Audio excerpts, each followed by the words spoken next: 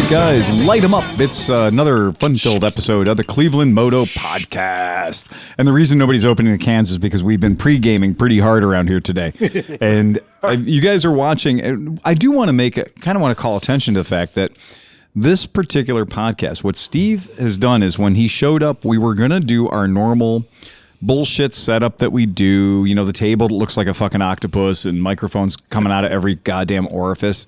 And what really happened was we got this idea that to make it better for the video watchers, the people who watch it, because to make it more fun for people who might be stuck at home or anything, not just to give the quality for your ear holes, but the quality for your eye holes. Right. And the quality for the assholes doesn't matter because we're all here. You read my mind. I'm like, what about my asshole?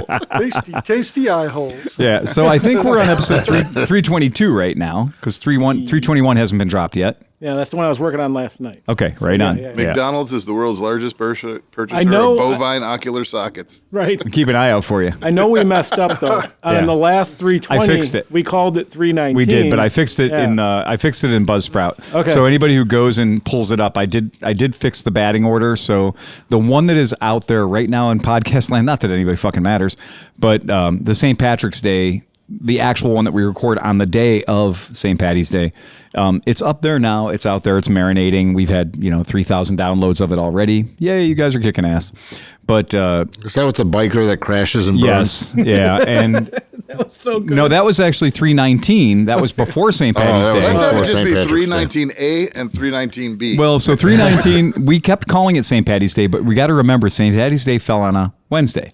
So when we were outside on like the Thursday or Friday, those people were pre-gaming for St. Patty's Day. And that's why the drunk guy fell off his bike, because he was pre-gaming for St. Patty's Day. And then the actual St. Patty's Day, we were inside. And the one we recorded last week that Steve's going to drop right quick is our first time with headphones. Yeah. And the audio sounds really good. It does. So, yeah. I figured after all this time that we have good enough content, we should probably make it sound as good as we can. And we've been doing this over the years and whatever, but now it's my obsession. It feels like you're laying in bed beside me right now. Like you're just like this is like it's pillow talk. In my ears, right where you should be. Are you the big spoon or the little spoon? Well, wait, I don't even need to say that. Don't even need to answer that question. I think the answer is fairly obvious. How many bovine thermal units would that generate?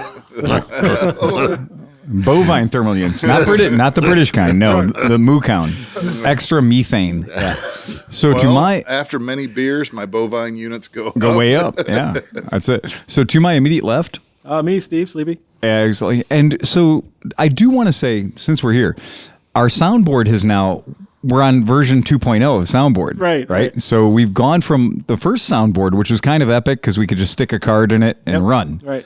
But we couldn't control actual post editing of channels. No, because it was summing everything into 2 channels. Correct. So it was literally preserving garbage. And so like the whole podcast, if you noticed, I was riding things, and when John and those guys, they were like, and it's fun and it sounded great. Right. But this enables us to do post. Right. And we finally succumbed to the rule of podcasting, which is, okay, now this is, by the way, our 11th year doing this.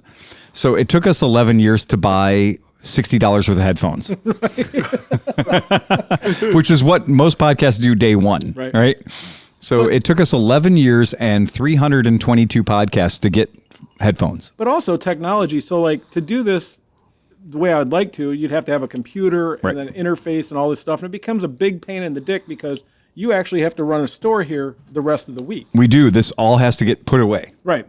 So now that technology has surpassed it, something that 5 years ago cost $80 billion is now not $80 billion. No, you traded like a microphone and a handy in the alley for that board. It was embarrassing. I had to pinch the nipples too, so it kind of sucked. But I see we spilled over to a second table only to have a light showing. Yeah, well, the idea was last podcast we could have used. We didn't need to do the second table at all. It didn't have to happen but once you get a good idea, like once you start labeling things, you're like, let's just build it out. So let's build it out and let's see what we could look like if we had 8 people here. Right. And because we know that's kind of the most we would ever carry.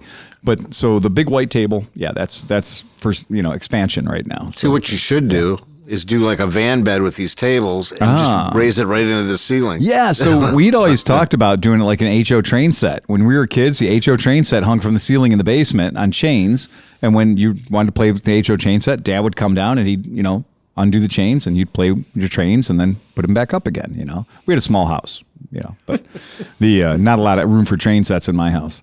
But, a couple 4x8 sheets of plywood, you got yourself the world's greatest train set ever. Right. So Steve, we do want to thank Steve for doing this because, believe it or not, he does have an actual job.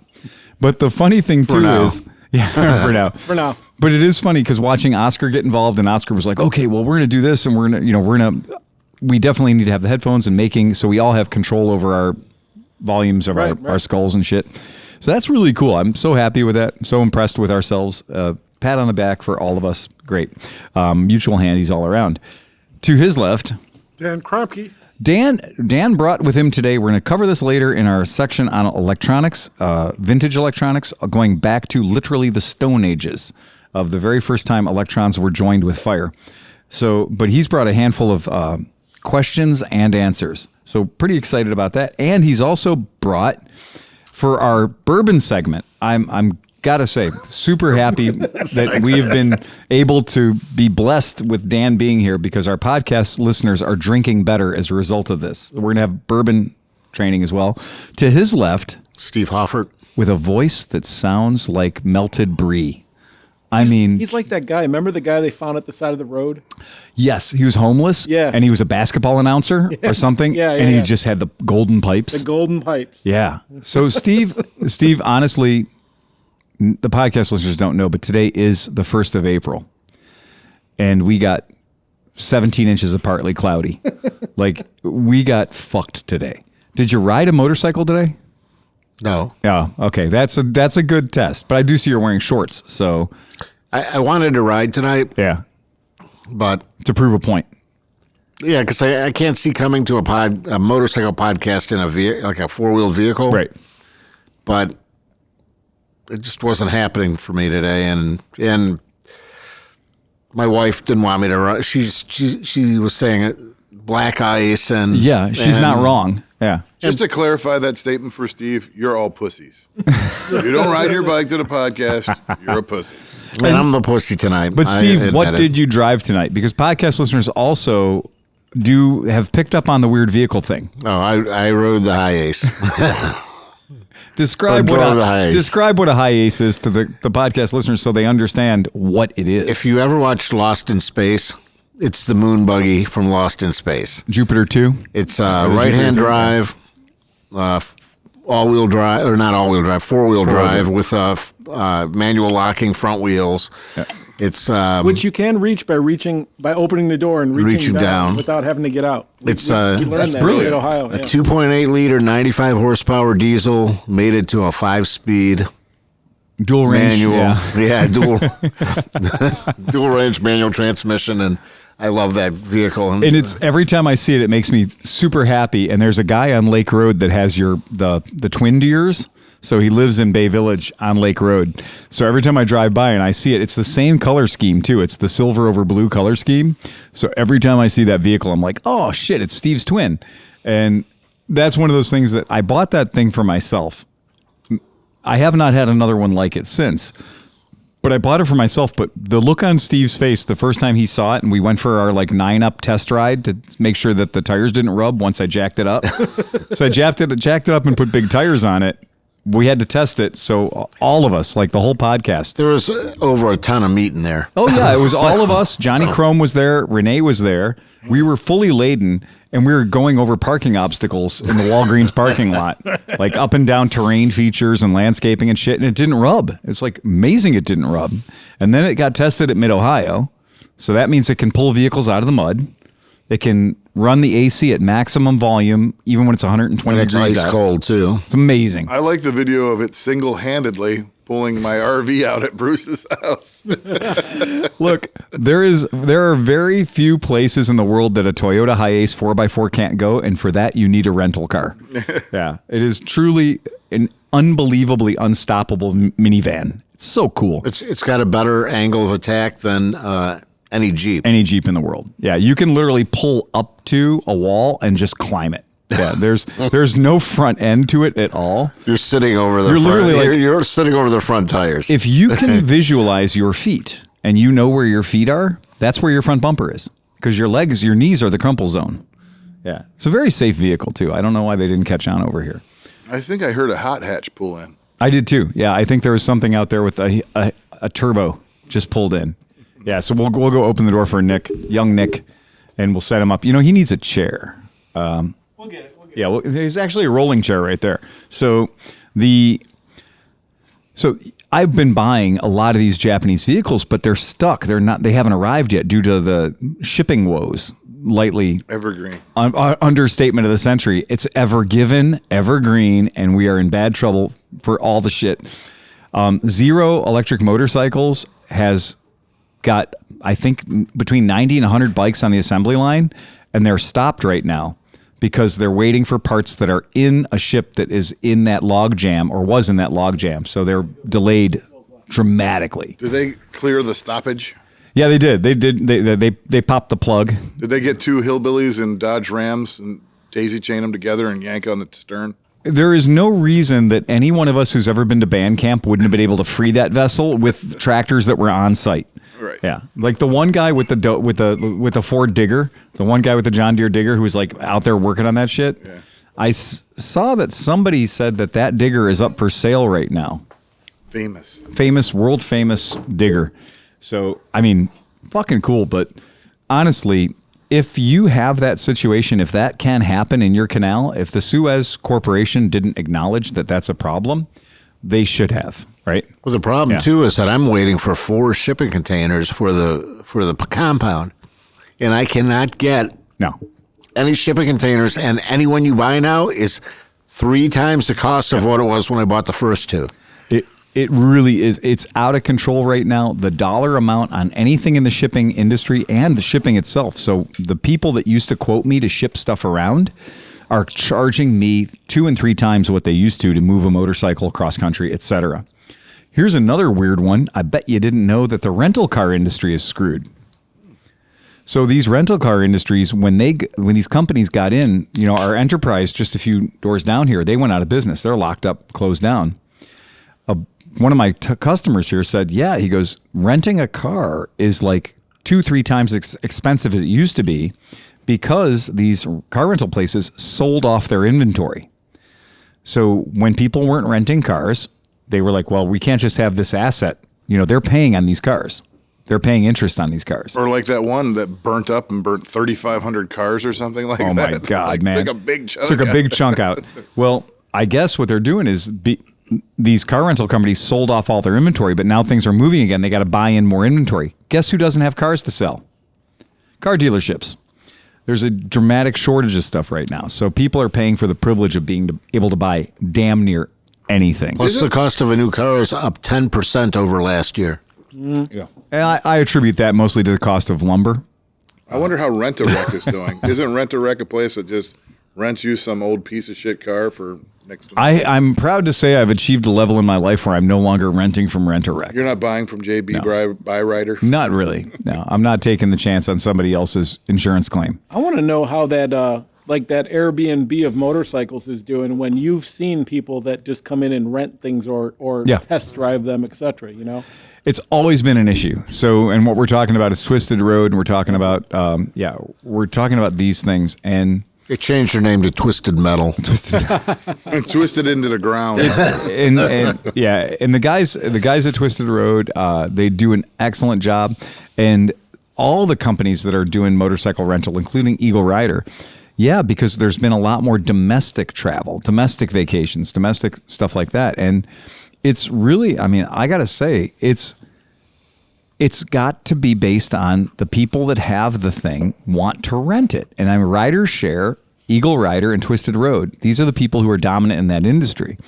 And we have a contract, like we're set up with Twisted Road, and I absolutely love it because when somebody wants to come in and, you know, ride a Zero because they might want to buy one, it's great because we know we got a Versys over there that's got, you know, several $100s worth of damage to it because of a test ride. Last year, we had a guy try to throw a Zero S into a gas station, ironically, I guess. Right? take that. But he walked away. He didn't pay his bills. He didn't compensate us for the damage he did to our vehicle. Had that been a rental, then of course it would have been taken care of. So yeah, that's a big deal. So yeah. And then to his left, mouthful of food. ASMR right up the ear holes. It's like the sound of a large bull licking his own testicles. I can pan that back and forth and make it sexy now. If you're listening to this podcast in stereo. Yeah. Johnny Mac. Yeah. Johnny Mac. And so we got to say, Steve, now that he's well into his probationary period working for you, is there any chance we're going to show him the door? Let us know first. Come on. Well, he seems to be spending money like it's going out of style. What are you talking about? See, he's literally spending the city's money. Gave him an expense account. I'm not the one. Nick's the one who spends money. It's wait a second. There's a daily dalliance. It's like, we got to make a trip. Where are we going to go spend money today? Oh, well, you mean the Worth truck hasn't showed up yet? Nah. But, I don't suggest Harbor Freight Tools. We don't buy Harbor Freight Tools here. Oh, really? Only the best. Hold on. Wait for the Snap-on truck to show up.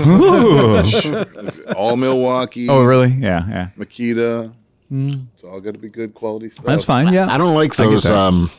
So they buy these from, what's that company? The fastener company. Fastenal? Well, it's not Fastenal. It's one of those companies like Fastenal. McMaster Car. Granger. No, there's a bunch of them out in Oberlin, and I can't remember. We just went down there. But anyway, they have the most annoying ratchet that I've ever seen in my life. Okay, so instead of having it's a 3/8 ratchet, like a standard size ratchet. Instead of having a little lever so that when you're tightening something or loosening something, you just flip it with your thumb and you can tighten or loosen, you have to take the socket off. You push the head through the ratchet to the other side, and then you put the socket on it on the other side, and then it's the opposite ratchet. Yeah, it's the most annoying ratchet I've ever seen, and I'm going to melt that thing down into a little tiny pile of metal. Yeah, they probably saved 10 cents building it that way. Right. There's no switching mechanism. Right. So. Well, Nick just bought the gearless ratchets, and I'm like, this is no good. I can't have this. They're good quality. What is a gearless ratchet? No. It has no ratchet. It's a friction. There's no ratchet. It just. Oh no! It has an infinite number of steps. They're super high quality and everything, but I'm like, no, I can't live with this. No. I don't like this. If I can't I got to hear it. Maybe if you're like 12 and it's the first ratchet you've ever used and you learn on that, it's okay. But yeah, no, I need that click. I've got a couple of ratchets that are the gearless ratchets, and they're infinite, so there are no stop points. Nope. So you can start and stop it no matter how close your clearance is. Yep. So we always used to getting into fucking AVE tool time over here, but we used to measure the cromulence of a ratchet handle based on how many clicks you could have, so that you'd be in that position where you only had like a workspace of like 4 inches, right? Absolutely. And so you'd be in there and your knuckles would be hitting on both sides, but you weren't getting a full tick out of it. They're brilliant, but I don't care.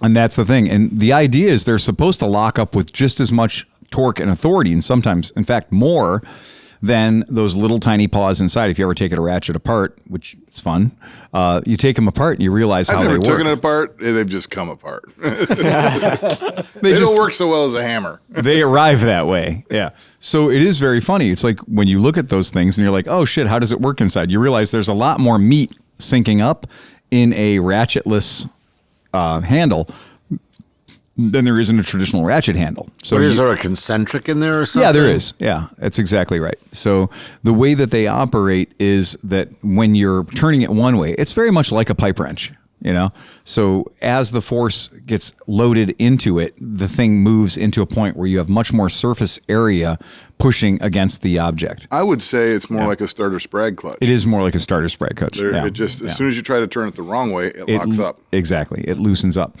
So that's an interesting thing. But yeah, if John is spending too much money, what did you mean? Like, clarify that statement. How am I spending too much money? I think I'm paying you too much. Oh God! Oh well. Okay. Yeah. Oh, I thought he was. Wow. I thought he was going. I'm not saying he's spending the city's money. I'm saying he's spending the own money he's getting from the city. So maybe I should ratchet that down a little bit. That is what I thought you meant.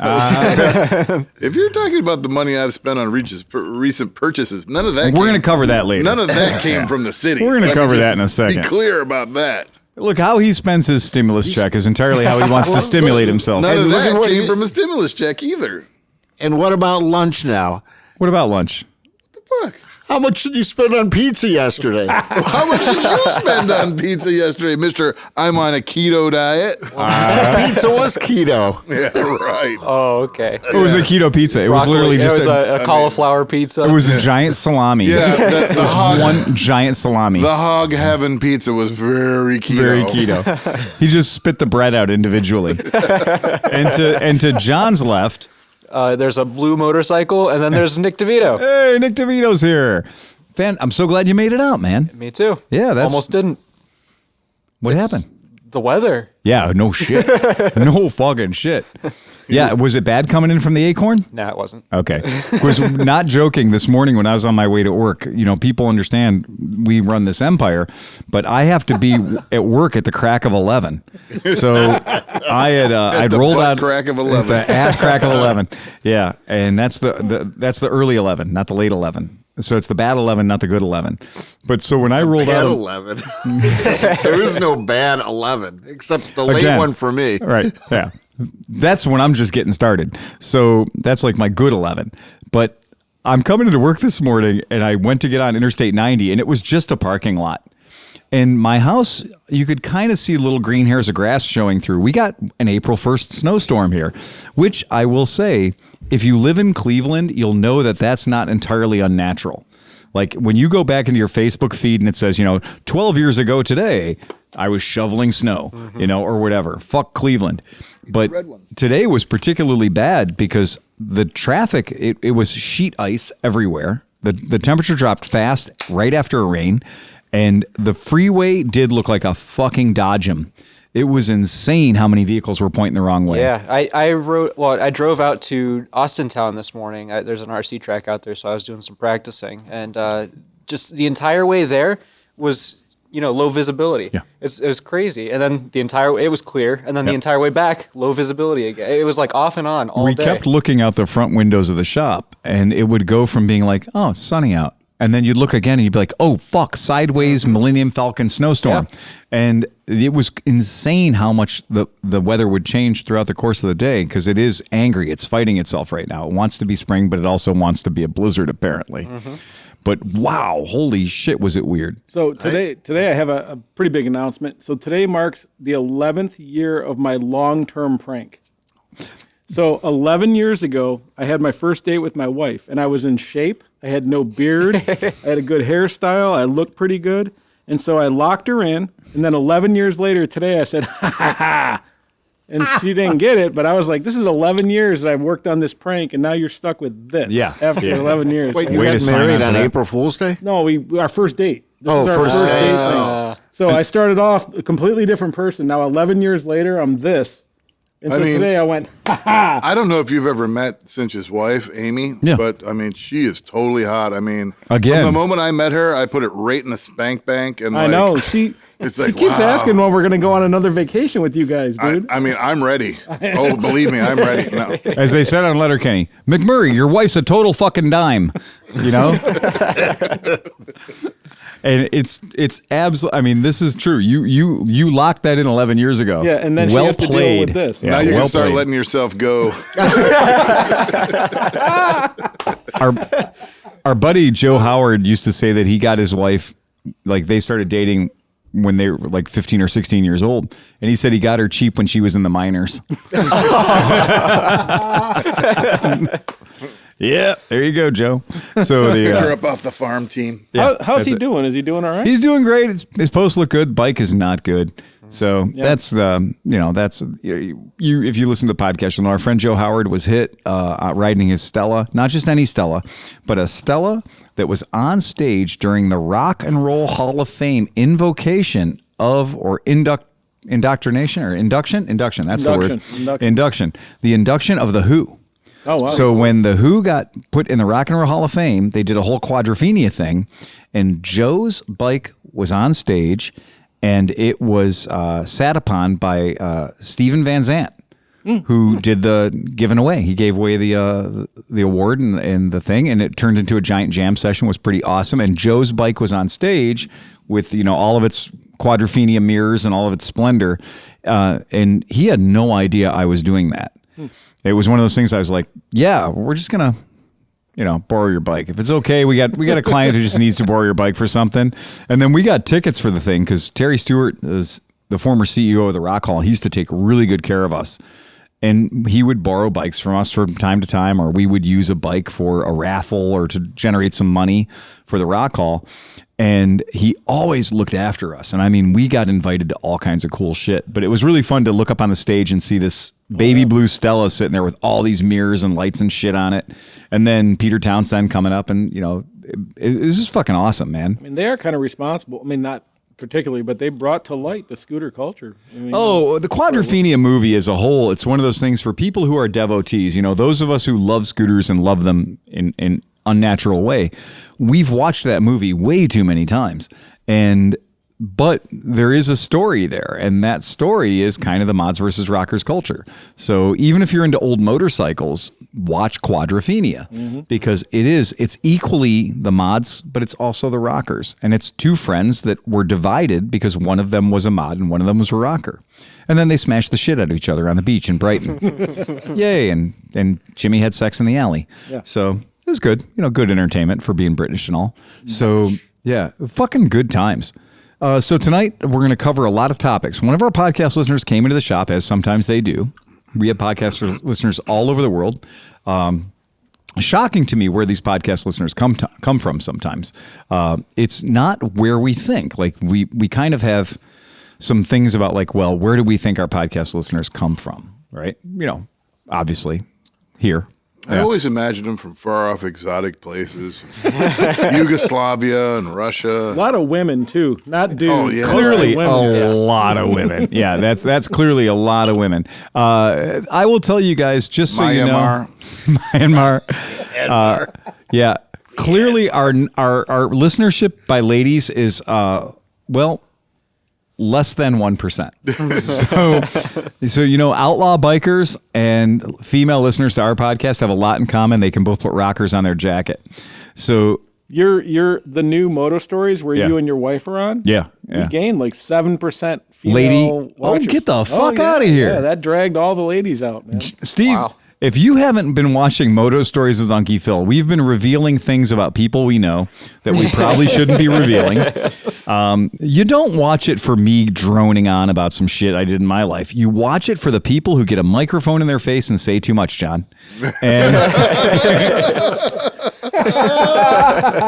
John is... My wife's taking it. She's sending it to all of her friends. I'm like, you shouldn't be doing that. No, but and then her friends are like, he's talking about a girl that he gave a ride on a bike and everything. And then I'm like, it was very innocent. Yeah. Okay. If you're a listener of this podcast and you've stuck with this crock of shit for 11 years. He's talking about a girl showing him his tits. I'm like, No, she didn't. Though you're okay. She didn't because I you fucked just that showed your. Woo! I was nearly a bad husband. It's a good thing I'm awkward. You got the right one. He can't help himself. He can't. There's no way he's gonna. I'm gonna marry this guy. He can't seal the deal. But not joking. Moto Stories, Steve and Fernando have been able to put us in a situation where if you listen to the podcast, you need to watch Moto Stories, especially the one with John in the pirate hat,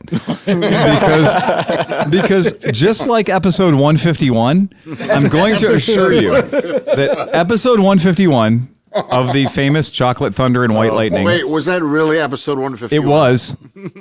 That is so apropos. Isn't that not apropos? I tell you, it's episode 151. That's Chocolate Thunder and White Lightning. That was the best one. Yeah, no shit. This podcast should just be called "Fucking with John," but the Moto Stories thing. Wind them up and watch them go. That's exactly it. Well, things are slowing down around the camp. Well, brown liquor that way. That's it. Yeah, you really got to try this. This is some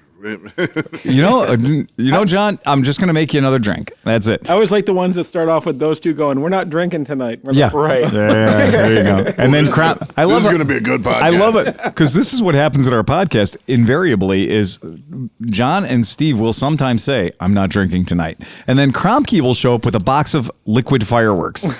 And it is truly that's what happens. Well, I don't care if you've never had one of these before, and we'll talk about this in a minute, but this is what happens. It's crazy.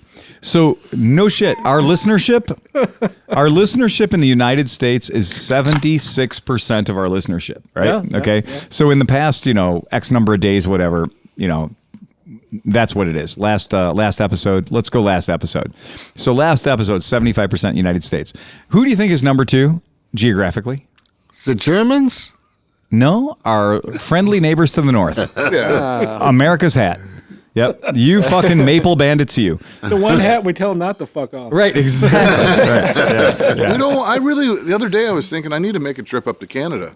Let's open the fucking can. border, man. Yeah. Yeah. I mean, it's. Wait, I the used to make D-Gens an from the annual- north? I used to make an annual pilgrimage up there, Yeah. and it's been many years since We I've gotta been go. up there. I'm like, I need a trip to Canada. And we have so love many Canada. friends in Canada that, here's the rule. Once we get this shit opened up, we should take a Clevelandmoto trip north because we have all kinds of friends in the sort of like Ontario, Brampton, Guelph kind of area that we could just have a good evening out or maybe just rent a little spot at the Pinery or something and eat some pickerel and do what they do up there in Ontario land. We'll go to the beer store. And most of the Canadians I know are kind of freaky. Like they're Pick up a like, 2-4. They're pretty cool. They're all amazing. What about Oh my when we God. were at Porco? Yeah. And those guys thought I was a heroin dealer or something. Those 3 Canadians are like, "Hey, can you sell us some meth? Yeah. Can you sell us some LSD? Can you sell us some, whatever?" I'm Those like, guys were from Canada, and honestly, you were the most ethnic thing they had ever seen with your Lebanese background. Well, they were infatuated with the African American ladies. They If were. You remember? They Oh, were yeah, like, they were. enthralled with them. Oh no, they were just like, I'm going to go talk to a black person. Yeah. It was a big deal. It But was. those guys, honestly, those guys were pretty squeaky Canadian, though. No, they were cool. I mean, they were very cool, Yeah. but I don't see how I come off as being like a meth dealer. Of all of us, you were the quirkiest of the people there. Yeah. I Yeah. will never miss the opportunity to talk to an African American woman. I enjoy it. You know what we need you to be, John? We need you to be a little less white, okay? So I'll do my best. So then the See what I next, can do. our next victims were from Australia. Fair enough. But it is funny. Can we Go take ahead. a trip to Australia, please? At some point. Can we? Well, I mean, if We can. If there's It's an not Aus- financially fucking I was advisable. about to say, if Yeah. there's an Australian company or something that would love to bring this mob of people Oh, over, fuck yeah. we will do anything to make that Okay, happen. here's what it is. I'm going to tell you right now. If you're in the land of Oz, okay, if you, and you know what? New Zealand counts too. Yes. Okay. Well, so you don't want to say that between. no, I understand, Yeah, but right, the yeah. point being, I'm just going to throw it out there because once we get to one, we can pay to get to the other one. True, Right. true. You know, true. it's like a shuttle boat. It's not a big deal. You could swim. It's no big deal. Right, yeah. I've looked at it on a map. It's frightening.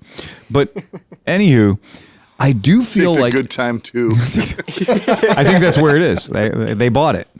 I mean, it is way closer to get from Tunisia, which is, fucking straight up Africa, to get from Africa to any part of Germany than to get from New Zealand to Sydney.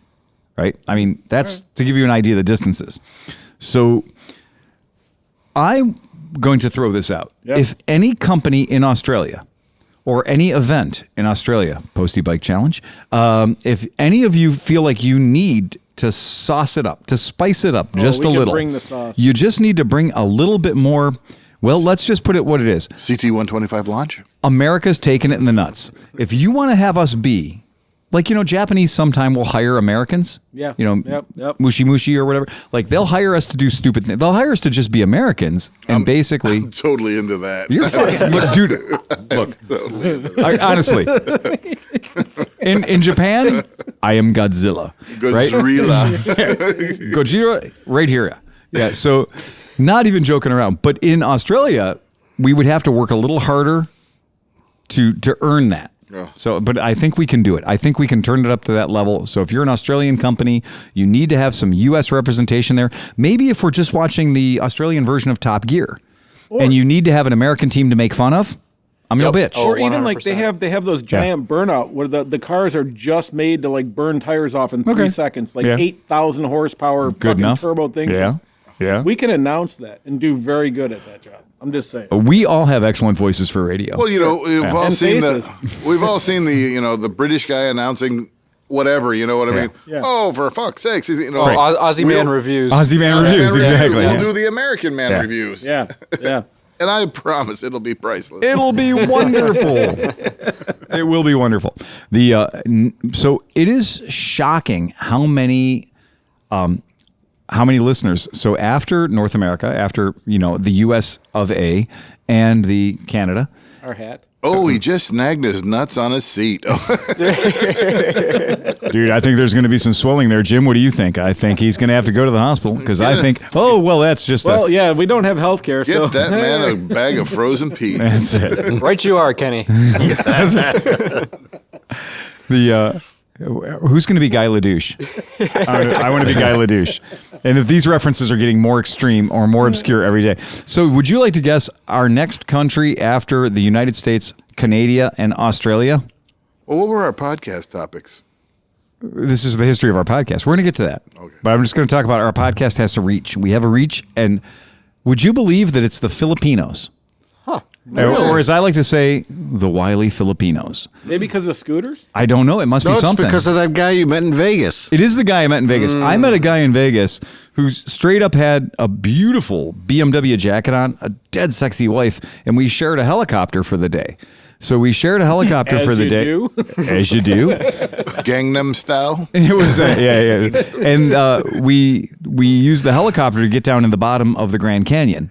So we went in a helicopter down to the bottom of the Grand Canyon where they put us on a military class aluminum or stainless steel jet boat that was just fucking sick. It was Those like are 1,500 cool. horsepower. Yes. And so they put us on one of those, and then we fought the Colorado River on Native American property, which you can And do. won. And won, exactly. And it was, here's my impression of going to the bottom of the Grand Canyon in a helicopter, getting off the helicopter, and getting on a 1,500 horsepower jet boat. It's like this. That was cool. That was great. That's great. And we're going to get on that. That's idling at 4,000 RPM. Yeah, it's got to hold its place in the river. Get on real quick. Oh, shit. Really? Yeah. Okay, well, shouldn't there be like 9 people holding that boat against the dock? No, it's cool. I got this. And you're like, shit. No, I don't know. This can't possibly be safe. Send it now. It's okay. This is run. This Get is on the boat. This is a Native American operation. We're only required to have one person here. There's no OSHA on the reservation. Oh shit! Jump on the boat. Jump on the boat. Jump, So we jumped on the now, boat. jump now. And once the last person jumped on the boat made this sound for about the next hour and a half. And for an hour and a half, that boat was not below what we like to call tactical operational speed. That boat could have done anything on the planet, and all it did was fight the Colorado River through the sexy parts of the Grand Canyon. It was going up the rapids. I love the fact that the guy driving the boat, again, one-man operation, 1,500 horsepower boat, we have pictures, he would step away from the helm, invite you to go forward to the front of the boat, where he would take a beautiful picture of you with the both sides of the Grand Canyon in the background. While he was driving? No, while he was stepped away from the helm. Oh. The boat was driving itself. It was. It had a bungee cord It had a on, bungee like- cord. So the bungee cord went from the throttle to the steering wheel, Right. to the thing. And so he would literally whap, and when it got like right where he wanted it in the river, he does this a lot. He could tell you in one of 9 languages to get to the front of the boat, so he could take her. So he'd grab your phone, put you at the front of the boat, and then you and your loved one at the front of the boat would take your very last picture with the Grand Canyon behind you, and then he would jump back, grab the wheel, and move the boat over a little deeper in the river to a safer spot, and then he would organize the next persons to go forward and take their picture. And this was amazing. And I was watching this going, this guy's a fucking artist. He had 4 teeth in his head. Meth is strong, like legit meth. This guy was the poster child for meth. But again, this is not in the national park. This is not in the United States of America national park system. This is on the, I can't say it right, Wapaya Native American Reservation. Look it up. I'm sorry, guys. I fucking love you, but I fucked your name up. Hulapai. So anyway, he's there, and I was like, well, shit, how did you get this job? Because we're all tipping him with hundreds. because he's giving us the greatest adventure of our lives because it's terrifying. And he's like, well, you know, I live on a res, so, you know, the job's open. And I was like, but excuse me, I can tell that your national origin is Dutch. And he goes, 16th Cherokee. And I went, okay, I got to get on fucking 23andMe. Right. Because this is an amazing job you got going on here. So he lives in a trailer, and every day they bus him in with a bunch of other people, and they run this thing, and they got a whole like walkway over the fucking Grand Canyon made out of plexiglass, and you watch the Asian people get out there and get on their hands and knees because they just freak out. They can't walk on this elevated glass platform. That would be me. I can't. You don't like it? Oh, dude. Yeah, I guess it just rains cell phones at the bottom of it. Yeah, it's like 1,100 feet or some shit. And I guess at the bottom there's like all these things like talking about like don't take a selfie and shit, because I guess it just rains cell phones at the bottom. They actually had to raise it up 100 feet because the pile of cell phones. It's filling up with cell phones. You know, it might be a sacred preserve, but it's quickly filling up with lead acid batteries and lithium. When we built it, it was at 965 feet. Yes. Now we're down to 725. But there's still 473 Nokias down there that work perfectly. Right. That's like you in can West still get Virginia. signal on those. When you drive through West Virginia and you go by the river that goes through it, there's all these like single wides that are parked by the river. Yeah. And there's like a tiny little porch that's in front of the door, and then next to it is usually like a 12-foot tall thing of Coors Light cans. Yes. Just like they're like. It's just where they go. Yep. Filtering beers all day long. Yeah. So one of our podcast listeners came into the shop, as they are wont to do, and he came in. He said, "I got to take issue with your podcast," among the other 73 issues he had. But the first thing he brought up that he felt was most important is we don't give the listeners a good schedule. We don't let them know what we're going to be talking about. So I figured at the 40-minute point here, it's probably a good idea to let them know what our topics are going to be. So 40-minute point. It is nice to know where we're at. I didn't see that. Okay. I was estimating. Yeah. I was just using. We're at 41:56. That's good windage for you. That's pretty good. Yeah. The old biological clock's ticking right on schedule there. Right. So anyway, we are going to be talking about several things tonight. So the first thing we're going to talk about, of course, is the Harley Davidson Milwaukee 8. We said this is the thing that's going to rescue Harley Davidson because, you know, it's so much power. It's a great motor, but they're having some fucking problems with it. So this is serious news. We're going to talk about that. That's really important. We got to talk about that. That's big. Harley? So that's Harley Davidson. So we got to talk about that. There's another Harley Davidson. The other story? Go ahead. So Ian and Ewan and Charlie are going to race Dakar for Harley Davidson on Team Harley Davidson on electric motorcycles. Electric Harley Davidson motorcycle. I'm gonna reserve all comment for that. They had such good luck with their show. Aside from littering level 2 chargers all over the coast of South America. Well, that's the thing. They said that they're going to... they're going to pay to put chargers in Dakar? We'll get into it. I read the article. I'll tell you what they said. Okay, let's go. I have no opinion. Right. I'm just providing information. So then I guess the third thing we'll talk about, the third thing tonight we'll talk about that is really important is there's ongoing discoveries in the case of Ducati. Ducati, whose staff was abruptly interfered with sexually in the middle of one of their nights of sleep as FBI agents burst in and took their shit. So we got information about that Ducati scenario. That's good stuff. We should all know about that. We're also going to talk about some of the new motorcycles that are going to be brought in from European companies you may not have heard of before, but are doing a lot with brand new motorcycles from Europe that are going to be available in the United States shortly. So we're going to go ahead and we'll get to those topics too. We'll stay on topic. We're going to make sure that will help us stay on topic. And for all you guys who do want to pay attention to what's coming up in the show, at 40 minutes in now, you can make the decision whether you want to commit the next hour of your life to this show. So if you don't, this is a good time to bail. Yeah. If you don't like any of those topics, go fuck your hat. Sorry. Watch Motor Stories. Right. Go watch Motor Stories. Right, exactly. Yeah, but you know, many times, even though we have a agenda, it doesn't even ever get followed. Honestly. So don't believe what you hear. So anyway, Dan, can you tell me more about this Cooper's I'm about ready to drink? All right. So this is what I do want to talk about because this is very important. And John is on point as usual. For our podcast listeners who are playing at home, playing the home version, if John speaks up, what John's job is to do is until he gets fucked up, his job is to keep us on target with better a better conversation than the one we're currently engaged in. So when we become We'll entrenched, just give our topics a second. I just want to talk about this. when we become entrenched in mediocrity, John is there to pull us out with the power of one government mule. So now I would like to say, Dan brought 2 bottles. Now 2 bottles tonight. Yeah. And the 2 bottles he brought. Tin Cup. Tin Cup is getting some amazing coverage right now. If you like Marvel and you watch Jessica Jones, you'll know she went from being a old crow drinking, degenerate alcoholic, crime-fighting superhero to being literally a spokesperson for Tin Cup. Like, it is, since Ryan Reynolds and Aviation Gin, nothing has been more obvious than every scene in Jessica Jones must contain the very distinctive bottle of Tin Cup. I must say it's been a little while since I've watched Jessica, but I want to watch some newer episodes. Well, again, you'll go for the raging hot degenerate alcoholic. You'll stay for the Tin Cup product placement. Yes, please. Exactly, and gratuitous violence, of course. Well, that's always that's part good. and parcel. That's exactly it. I like fighting and fucking. I mean, This is how we do it.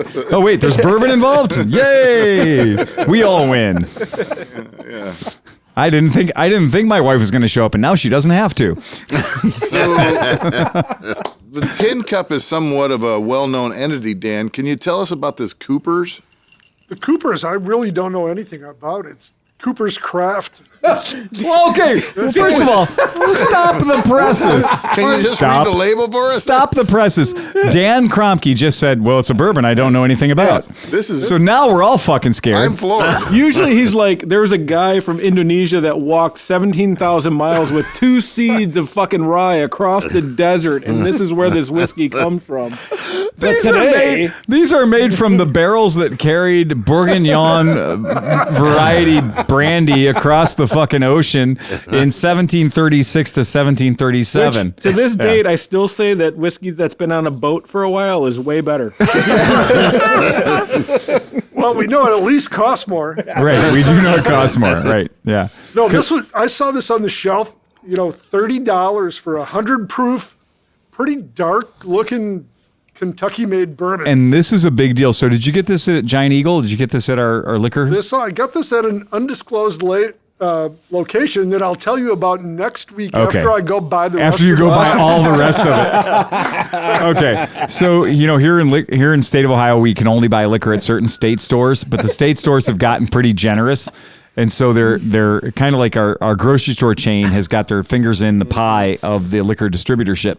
So pretty much anywhere that was a grocery store now has a state store built into it, and then a lot of the small mom and pop liquor stores have also been taken in by the state, giving us the ability to get really good high grade hooch for market controlled prices in a lot of different locations. Now here's the trick: if I saw that bottle, just whoever the fuck engineered the bottle, they nailed it, right? So they got my attention. So it has all the hallmarks of being a decent, drinkable bottle. The color looks just beautiful. And if it comes in at less than $40, I'm in. Like, I want to know more about that. I bet this is a $20 bottle up in Wisconsin, Yeah, Minnesota. yeah. You get into somewhere like Kentucky or the northern states. Well, what makes it a Kentucky? It says Kentucky straight whiskey, so it has to be made in Kentucky. Is there a percentage or what? No, I mean, to be bourbon, it's got to be 51% corn. Mm-hmm. I mean, it's got to be aged like a year and a half in new charred oak barrels. Right. And so you guys who don't get into bourbon's very trendy right now. We get that. So there's 2 documentaries that you must watch. And take your they're actually good. They're redeeming to watch them. The first one is called Neat, Neat, N-E-A-T. And that's just having your drink with your drink. That's just, I'm going to have my drink with a side of more drink. And neat is no ice. Neat is just neat, dude. It's your drink in neat a cup. is you're drinking your drink. Yeah. And so there's Neat. And Neat is a wonderful documentary, and you'll learn a lot. And then there's also another one called Straight Up. So Straight Up is another one. Great, wonderful documentary. So if you watch kind of those 2 documentaries, you're going to learn a lot about the mechanics of bourbon and whiskey and stuff. Yeah, Dan?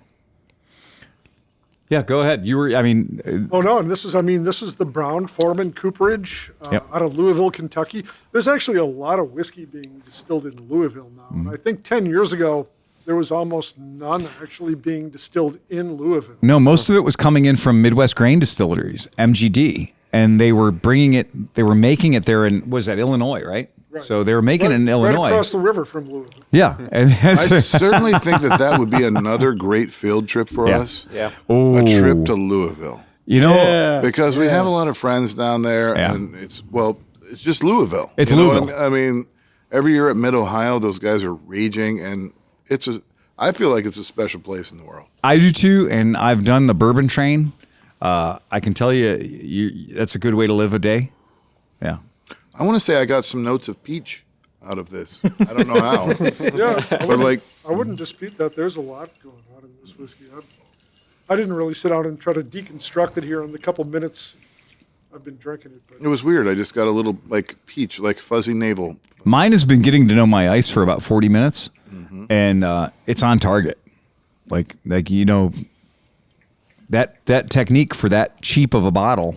So what we were talking about before was what's more important, what goes into the barrel or the barrel?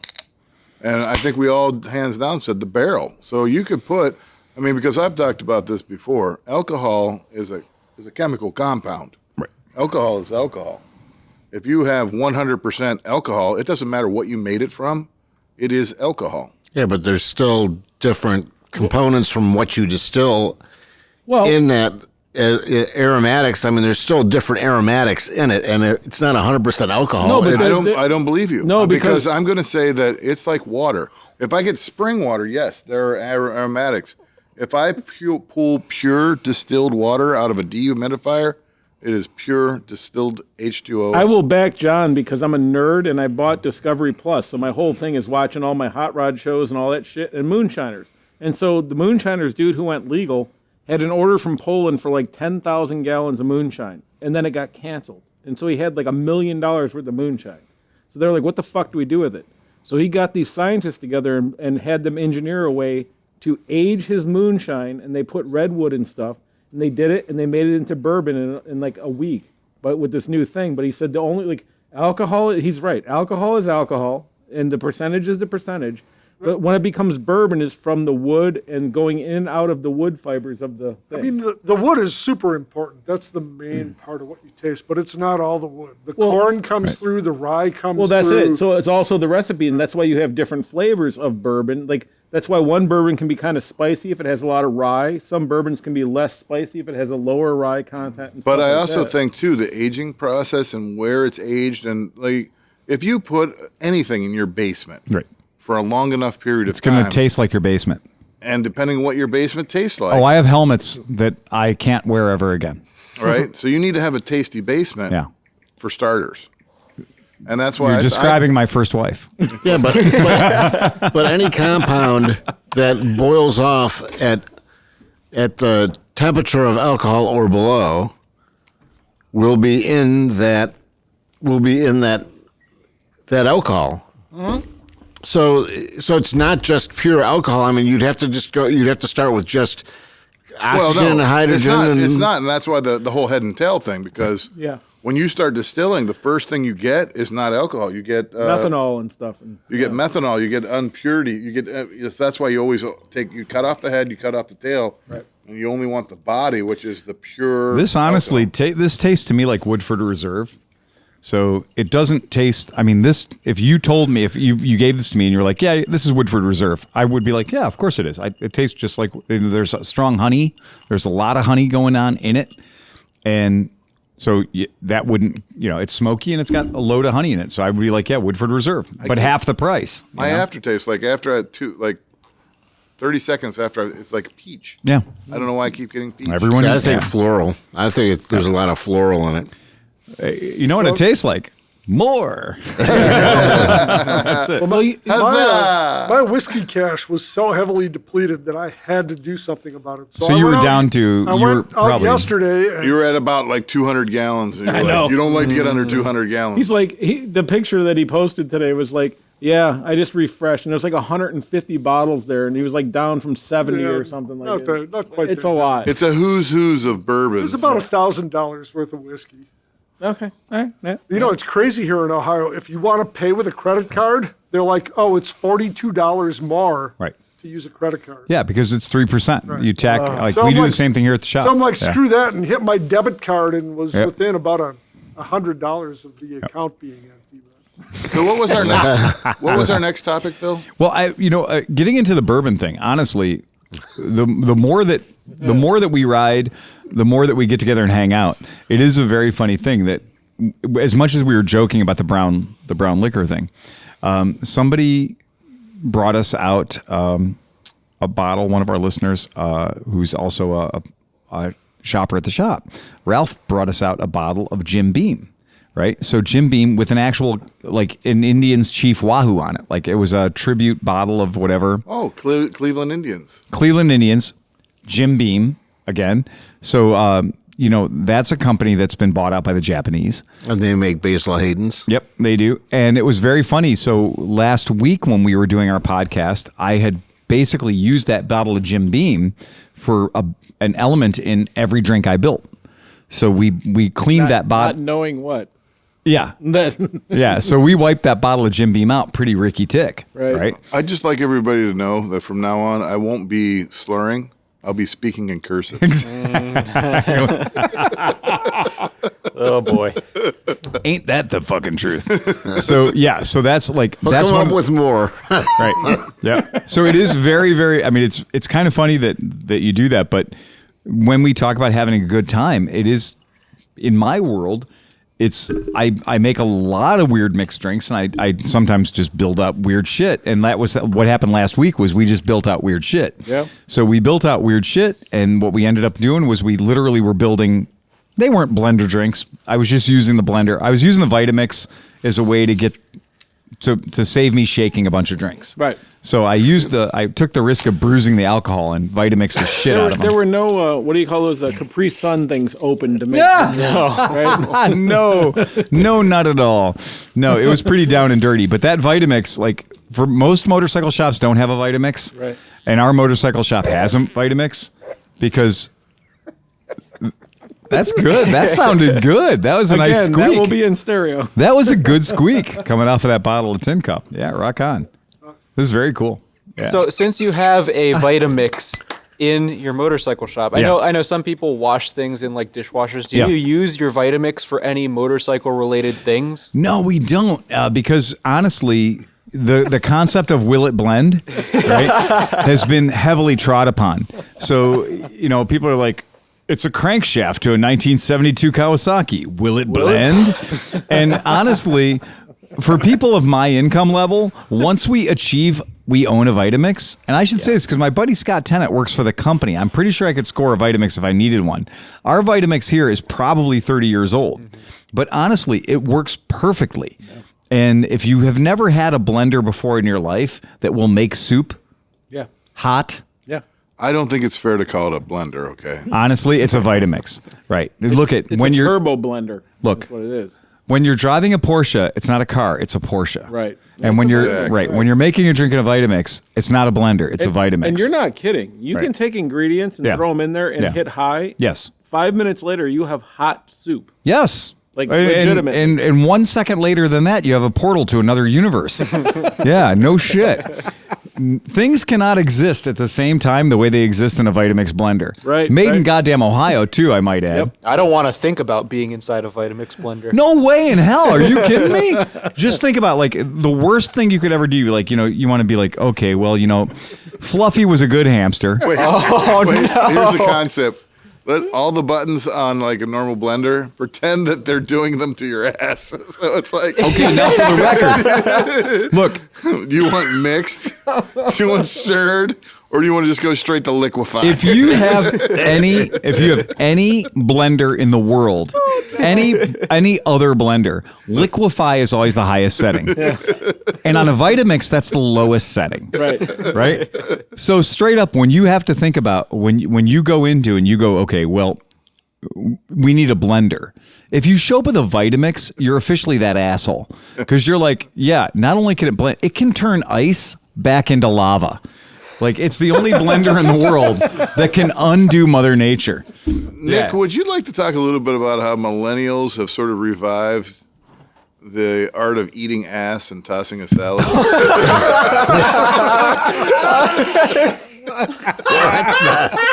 No, I did not see that one coming. I thought you were gonna say something about a blender. I did too. I honestly thought, I was like, we're going to talk about millennials.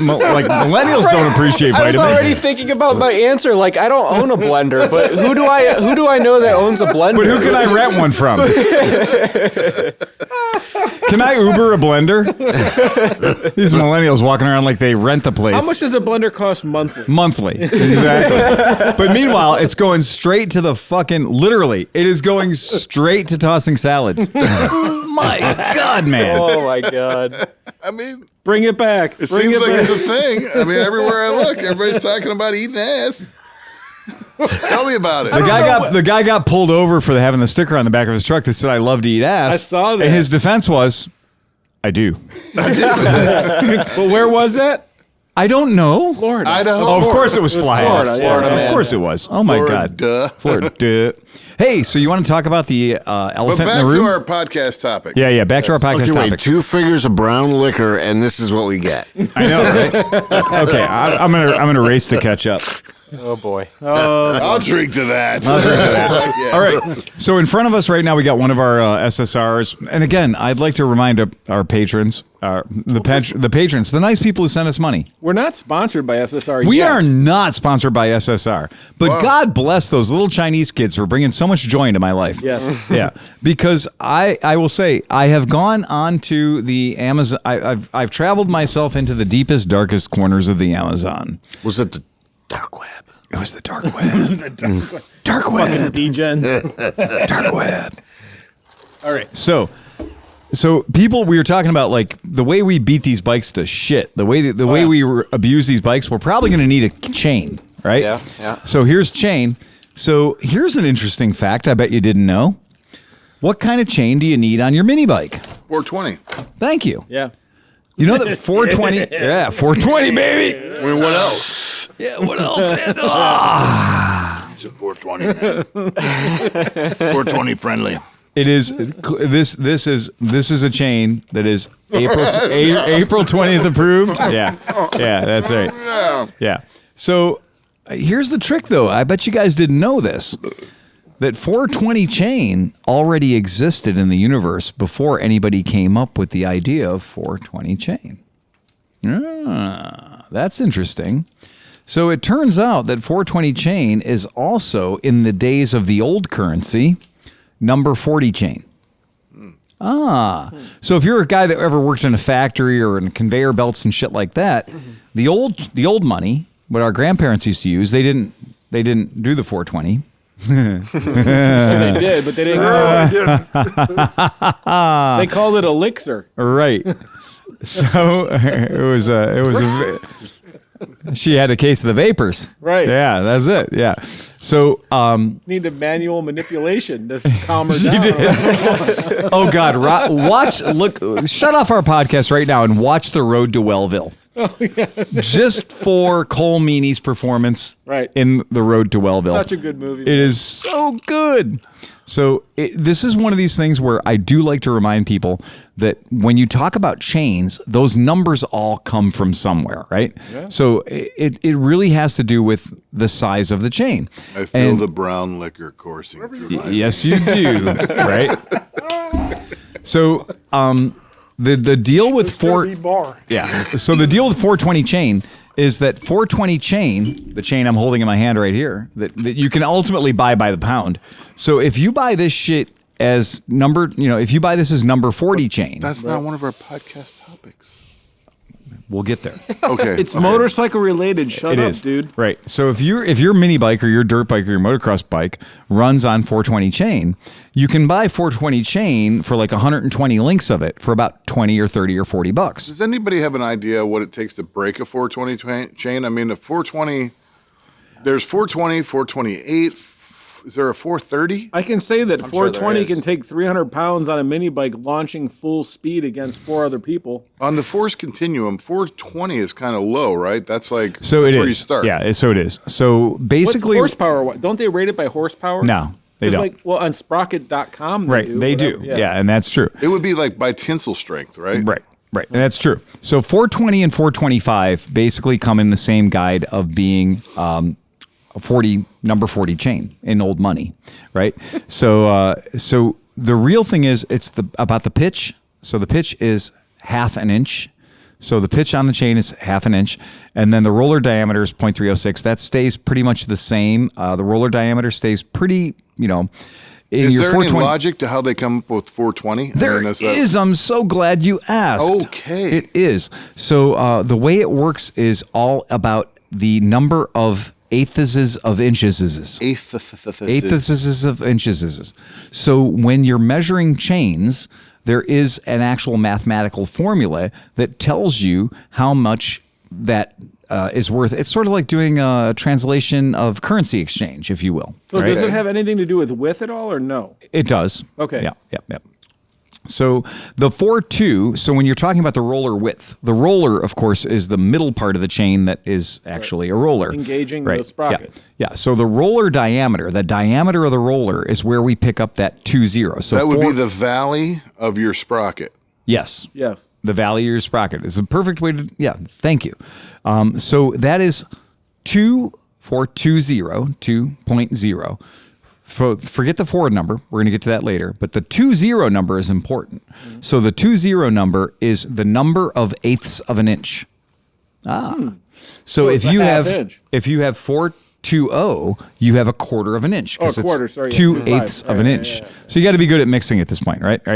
So if you have a 4.25, right? So if you have a 4.25, that's 2.5 eighths of an inch, right? So then we get into the 16ths at that point, right? So it's roller diameter. Yep. So if you get into like a 428 chain, a 428 chain is going to be 5/16 of an inch, right? The roller size, the gap in the sprocket is going to be. At what point do we get into the quinters? Into the metric So quinters. what does Europe do? The same damn thing. This is one of those things where America wins. Yeah. This is one of those ones where they can't even, like, honestly, this is like gauging metal and shit like that, where So they're when like, you open a new chain, that's why you hear the eagle screech? Yes. Every fucking time. except this one where it sounds like a Chinese eagle. Yeah, exactly. So fair game, right? Yeah. Sounds like General Tso's chicken. It has a very strong nose of. Anywho, back to the data at hand. So when you're buying chain, keep in mind that for every motorcycle chain that's out there, there may or may not be an industrial chain application that is the same. Oh, wow. And here's the trick, is when it comes to buying things by the pound, Yeah, right. you always get a better deal. Right. And so if you're going to I need 120 links of this particular chain, or I need 10 feet of this chain, it's always better to buy 10 feet of the chain. And my thought is that if it's going to go on an industrial piece of machinery, Right. it's probably meant to be there for like 25 years. Yes. Right? Yes. It's measured in lifespans, Right. Not in revolutions. So that's really what it is. So the trick is when you're buying chain, and we're going to talk about the little mini dirt bike chains at this point. Here's a sidebar, but there's actually, you can do a duplex chain. Yes, you so can. for some CB750s where they were really hyped up and did 1,000cc big bore kit, they would do a duplex chain where it was double sprockets, double counter shaft sprockets, double rear sprockets, and the duplex chain where it's a link, a roller, a link, a roller, like a Big Mac. Yep. And then Like the a Big Mac. R1 came and laughed at all of them and said, "What?"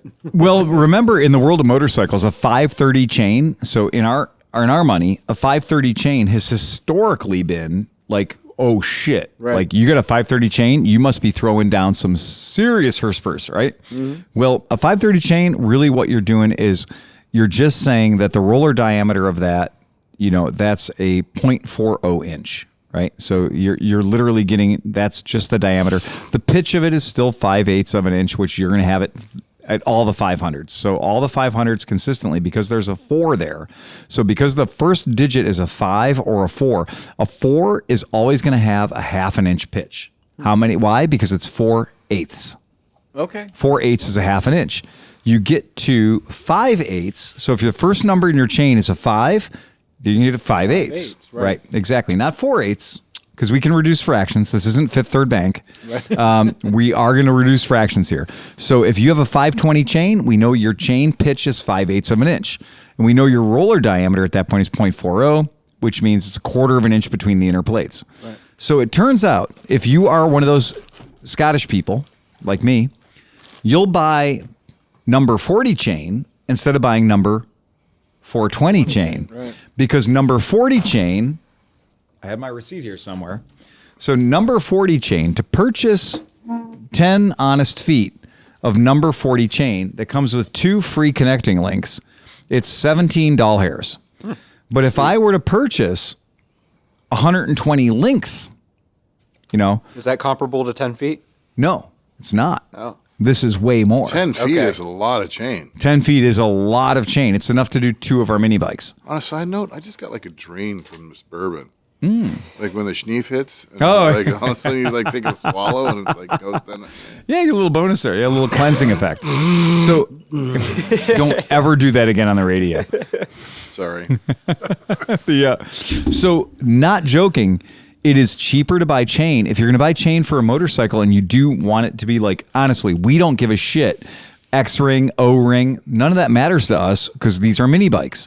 We don't really want an O-ring chain. I want no rings. Well, so let's get into that. Let's get into that shit because... And let's really involve Nick into this because he just suffered a severe case of chain failure. Guys, I'll be right back. Nick, so we wanted to talk to you. Nick, who doesn't have a chain anymore. Nick. He's going to get props. Nick's going to get props. Okay. All right. So here's an important thing. When we're talking about the kind of shit we're running around on, what are we doing? The chain. Yeah. The chain on the chainsaw that Dan sold me looked as bad as the chain on my motorcycle after a day's fun, right?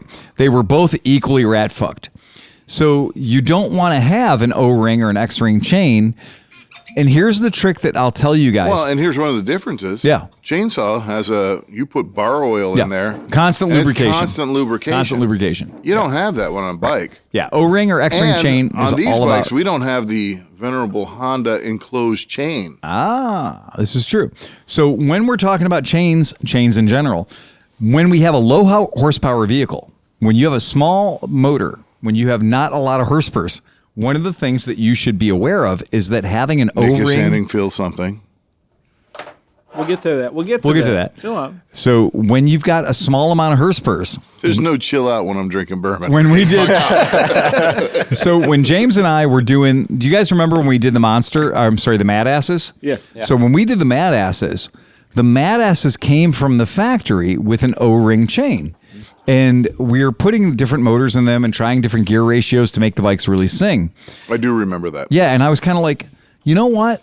I bet you this fucking O-ring chain is holding this bike back. Because an O-ring chain is, of course, 2 pins per link of extra resistance because of the O-rings. So when I took an O-ring chain in my hand and I moved it, it gave a lot of resistance. That is absolutely a known and accepted. It was robbing horsepower. Yes. Yep. And so by getting rid of the O-ring chain and going to a natural native metal chain, just pure metal the way God intended, I was able to spin that motor so much happier. So when we were dealing with a small amount of horsepower, but we're dealing with a big heavy load, one of the ways to get the most out of the bike is to reduce the fucking resistance of various different pieces of the bike. And by getting away from the O-ring or the X-ring or the rubber impregnated, things between the links, the chain didn't give us much resistance anymore. And now all of a sudden the fucking chain just ripped. I mean, the bikes would launch so much better when we got rid of the heavy ass, because these things came with a ridiculous 520 chain on them. Yeah. And that was overkill to begin with, because the 520 chain on a 125, get the fuck out of here. So I went and spec'd in 420 chain on the bikes to make the chain lighter, to get rid of the resistance of the O-rings or the X-rings or whatever else. And the bikes all of a sudden felt like they were 20% more powerful. The bikes ran better. They ran faster. So, yeah, what's the difference? Okay, O-ring and X-ring chain is so you can have a chain on your bike for 20,000 miles and forget about it, right? To forget you have to do any maintenance because ideally the O-rings and the chain are going to have some oil in them. Right, impregnated. Impregnated into them, into the links themselves, into the rollers themselves. And I have a question. Yeah. Well, if these O-rings are so good at Yeah. keeping the lubrication in, Yeah. how good are they at keeping the lubrication out? Exactly. So if you're the dude who's like a 1500 PSI pressure washer guy and you're like, hey, I'm going to go fucking clean my chain and hit it with, 1500 PSI, you're probably going to get some ingress. And realistically, O-ring chains have always been a dance with the devil for that exact reason. I want to lube my chain. Are you really lubing the important parts of the chain, or are you just making the outside greasy and messy and attracted to dirt? Guys have talked about O-ring chains that they take out of the box, Yeah. and it's like it's a snake. Oh, it's a snake. It's straight up I can straight. tell you. It won't turn. I can Yeah. tell you, I just did Yeah. 2 weeks ago when we came out to Steve's place and I rode my FJ. Tell me all about it. I put a new chain on it. I got the gold X-ring fucking chain Yeah, and you put it did. on there. Yeah, you when did. I pulled it out of Renthal. the thing, exactly that. The motherfucker was straight Straight as an shit. arrow. Yeah. And when I had to pull it around the stuff, it actually It was a pulled battle. around. Yeah. But that being said, when I rode to Steve's house, was about 45 miles. Yeah. All whatever lube was on there is Yeah. now on my motorcycle. Like We had an interesting conversation about, and so this was, we're talking about Oberlin, Ohio. We're talking about farm boys. We're talking about the guys who work at vehicle maintenance. And they're working on heavy trucks, dump trucks and stuff. And what they recommended was cornhead grease. cornhead, who what? Cornhead grease. What is that? So cornhead grease is a special grease that goes on the cornhead. It's the head of the impeller that cuts the corn that throws it into a combine. Okay. And they described cornhead grease because I had never heard of it. And I fessed straight up to it because I was quite frankly very fascinated by what the fuck is cornhead grease. Right. They described it as cornhead grease is something that goes on kind of like a thick wax. Right. Like, and then, but as it heats up, Yeah. it Liquefies. it turns Yeah. liquefied. Yep. But then when it cools down, it turns back into wax, and it doesn't leave. It never leaves. Stays Yeah. there. And they said the inner race on like a dump truck or something Mm-hmm. like that, where when you take a 2-ton dump truck and you put 5 tons in it, it tends to burn out the rear ends and stuff. They said cornhead grease, and because one of the big projects we're working on at work is working on the agitator, which is basically the shit sprayer.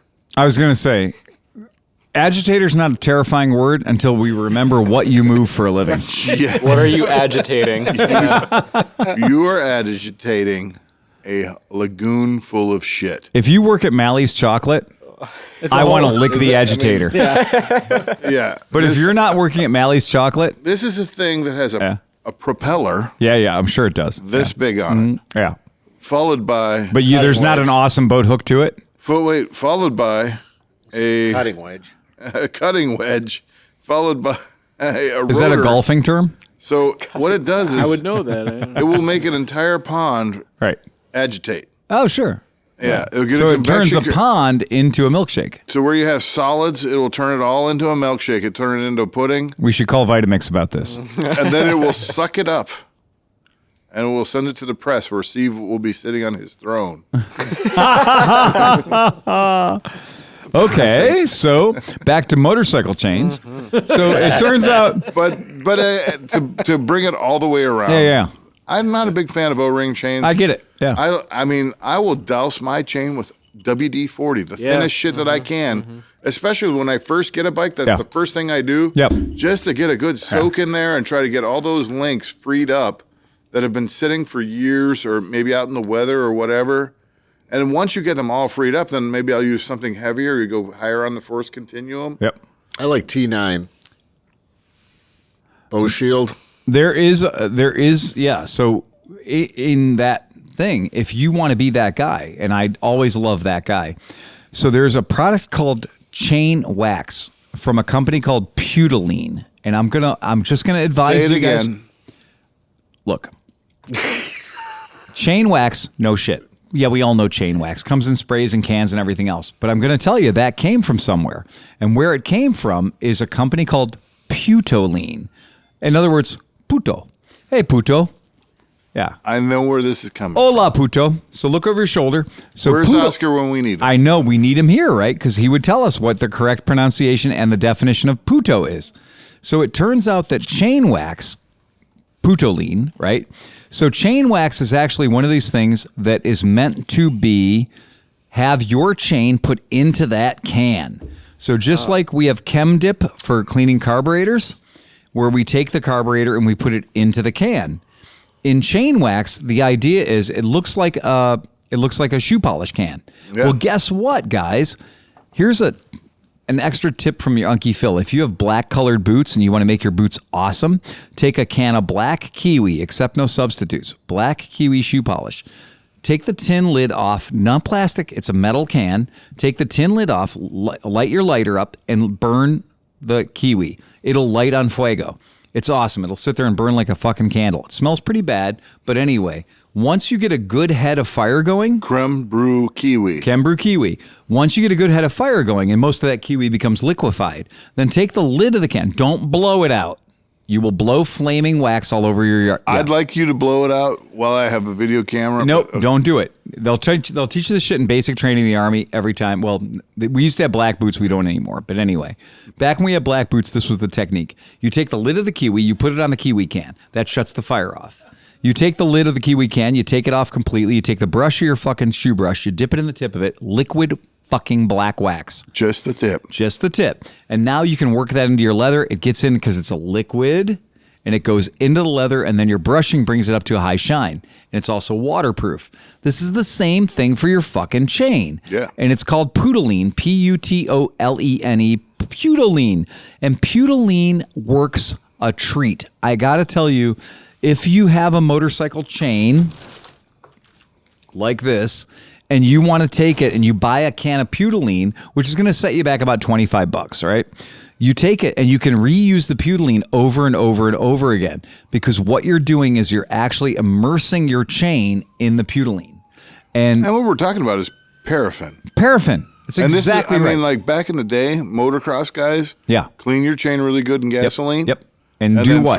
Boil it in some old candle wax. Bingo. Paraffin your whole fucking chain. And so Putoline, the operative technique for using Putoline, the part that nobody talks about, is you actually put it on your stove. Look at the picture. So you do actually take the Putoline, you put the Putoline on your fucking stove. That is a much bigger tin than it looks like. It in the is picture. way bigger than you think it is. Yes. So when you buy Putoline, you are getting good value for money, first of all. And the second thing about Putoline is you can add more paraffin stuff to it. So when you use Putoline to clean your chain, you do end up having a really, really well lubricated, really, really nice chain at the end of the experiment. Now, this is a bite in the dick. Like this is a pain in the ass. For anybody who's, new money and doesn't want to dick around with paraffin in a, that. So you might want to do something other than like literally look at the oven. There's the oven. Yep. And so if you don't want to do that, you can buy a product that's called chain wax that works equally well, but it doesn't get into the nooks and crannies. Now, if you have an O-ring chain or an X-ring chain and you use the Putoline method of immersing your chain in wax, guess what? The O-ring and the X-ring, as John says, keeps the good shit away from the important parts. And that's a thing to be considered. So But I like the idea. So what heating does yeah. is it will displace air. Yes. So when you heat and cool something, so if you're going to heat your chain up and soak it, let it cool down. Yes. Because what heating is going to do is let all the air push its way out. And as it cools down, it's going to suck whatever lubricant you're using back into the chain. So I really like a heat cycle on your chain because that's kind of what's going to happen when you're on the road. Yep. And you're going to start with a cold chain. You're going to ride it. So actually, and I've actually seen this, where you actually want to ride your bike and kind of warm up your chain before you lubricate. Well, Sleepy said. So with Sleepy's brand new chain, like he said, he opened it up out of the package and it was unmalleable. It was a stick. Like his chain was a stick. And a chain is not supposed to be a stick. It's supposed to be 120 links of shit that just loves to move and bend and flex and transmit power from point A to point B. So I thought this was great, so that if you are budget-minded, get on the Amazonian Empire. You can literally pick up 10 goddamn feet for less. So you get 10 feet and 2 links for less than the price of the 102 links that the chain requires on the motorcycle itself. So that's going to be enough for 3 chains. I was just going to say, if you have an action camera, shut off the audible commands. Oh, because if I said shut the fuck up, it shut off the camera. And I was like, why is funny. this fucking camera shutting off? Right. Apparently, it's like when you listen to the radio, it's like, and on your Alexa, go to 98.5. No, hold on. My favorite one ever is Siri, play the Clevelandmoto podcast indefinitely. Alexa, play Clevelandmoto podcast forever. So hand me those. These? Yeah, those. Oh, wait a minute. First, I want to mention the chain link that I handed you. So Nick hands me a chain link that can best be described as, Grenaded.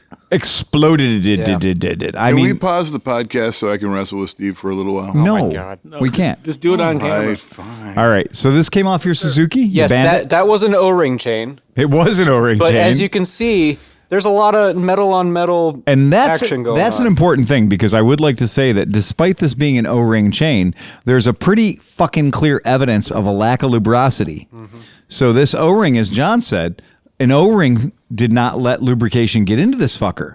And so because of it, was this the master link? Yes. Yeah, so they always do that. Oh, that's what failed. Yeah. Yep. John, incoming, ready? Oh, boy. And here's the thing. I do lube my chain. But you can't lube what lube can't get to. Yes. I know that you're an engineer, so I know you care Well, no, about I'm an awful motorcycle maintainer, though. Yeah. So I don't lube my chain often enough. I know you've wrecked a bunch of times. And I do wreck a lot. So If you have a new bike, don't let Nick ride it. That's all Let I'm me saying. just rub your nose in that shit. Okay. So here's another thing. So master links. Master links in the world of motorcycles, master links are one of these things that are just, I'm going to tell you, I'm going to warn you right now. When you buy a chain, the first thing you're going to do is like, I'm going to buy a chain because I'm cool. I'm going to buy a chain and buy a chain on my motorcycle. I'm going to be cool and buy a chain on my motorcycle. I'm going to put the chain on my motorcycle because my chain broke. So you're going to order some chain, and you're going to realize real quickly you done forgot the master links. I have a quick question about Fire away. this master link failure. Yes. I'm wondering if maybe some jackoff at some point, and I'm not saying you, did you, wait a second, wait. Oh, Let boy. me reel this all the way. All right. Come on. Have you ever messed with your chain prior to this failure? yes. Sexually.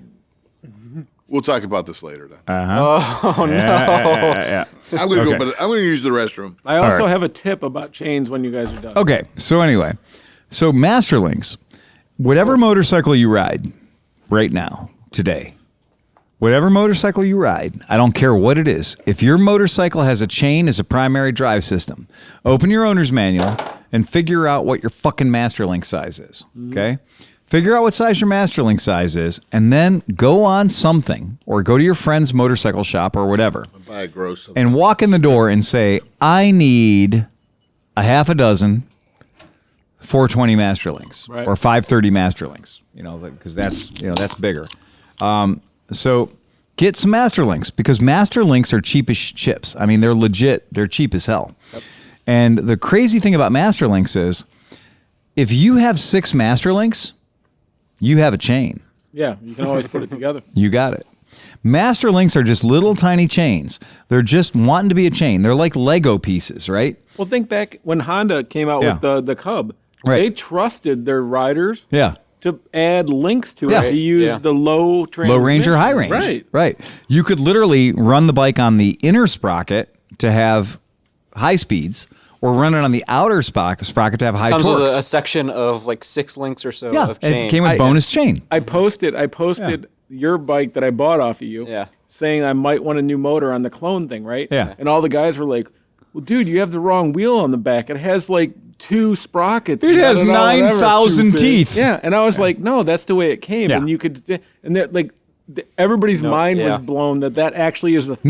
No, rather than having a high-low transfer switch, it had a high-low transfer sprocket. Yeah. So based on how much chain you had, you could be low range or high range. Well, that was the CT200. I think the first CT90 did have the switch, the Yes. high-low. Right. So 68, Yeah. it was the... Yeah. Some of them had switches. Some of them had different But sprockets. I'm just saying, at some point, a motorcycle company trusted their users enough to actually add links when they needed them. They used to tell you how to adjust the valves in the motorcycle manuals, and then people got stupid. Here's the thing, though, is they trusted people, and then a couple years later, they thought, okay, that was such a bad idea that we're going to put a physical switch they did. on the engine. Right. They said that was too complicated.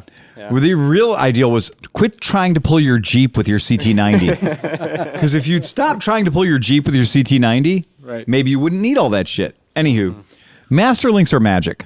So the thing about Master Links is I have been at more events in my life where people have been running frantically through the pits or the swap meet or whatever saying, does anybody have a 530 Master Link?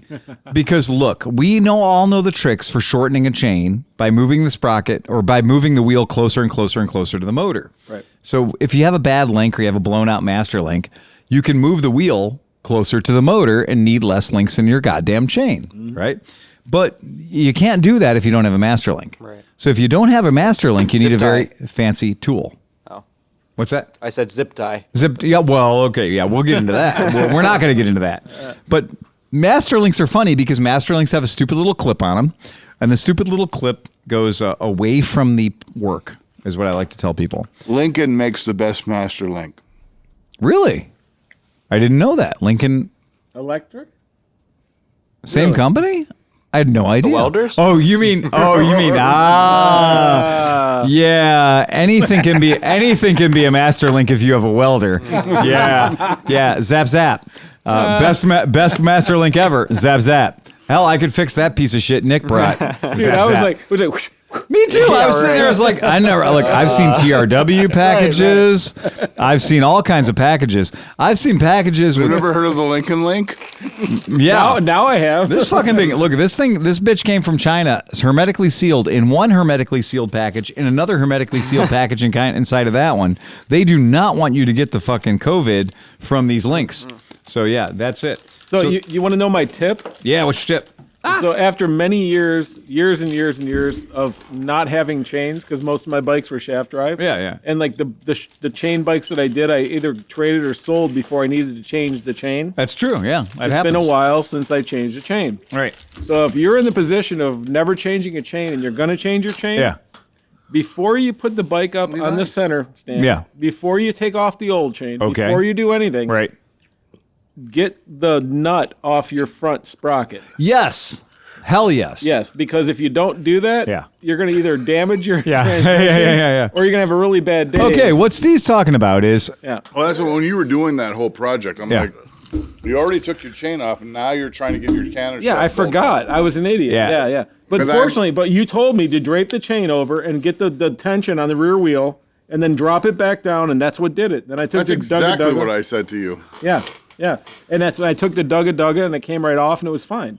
But it's just something that you don't think about, so if you're going to do it, make sure you take that fucking nut off before really, it just comes down to it's only common sense.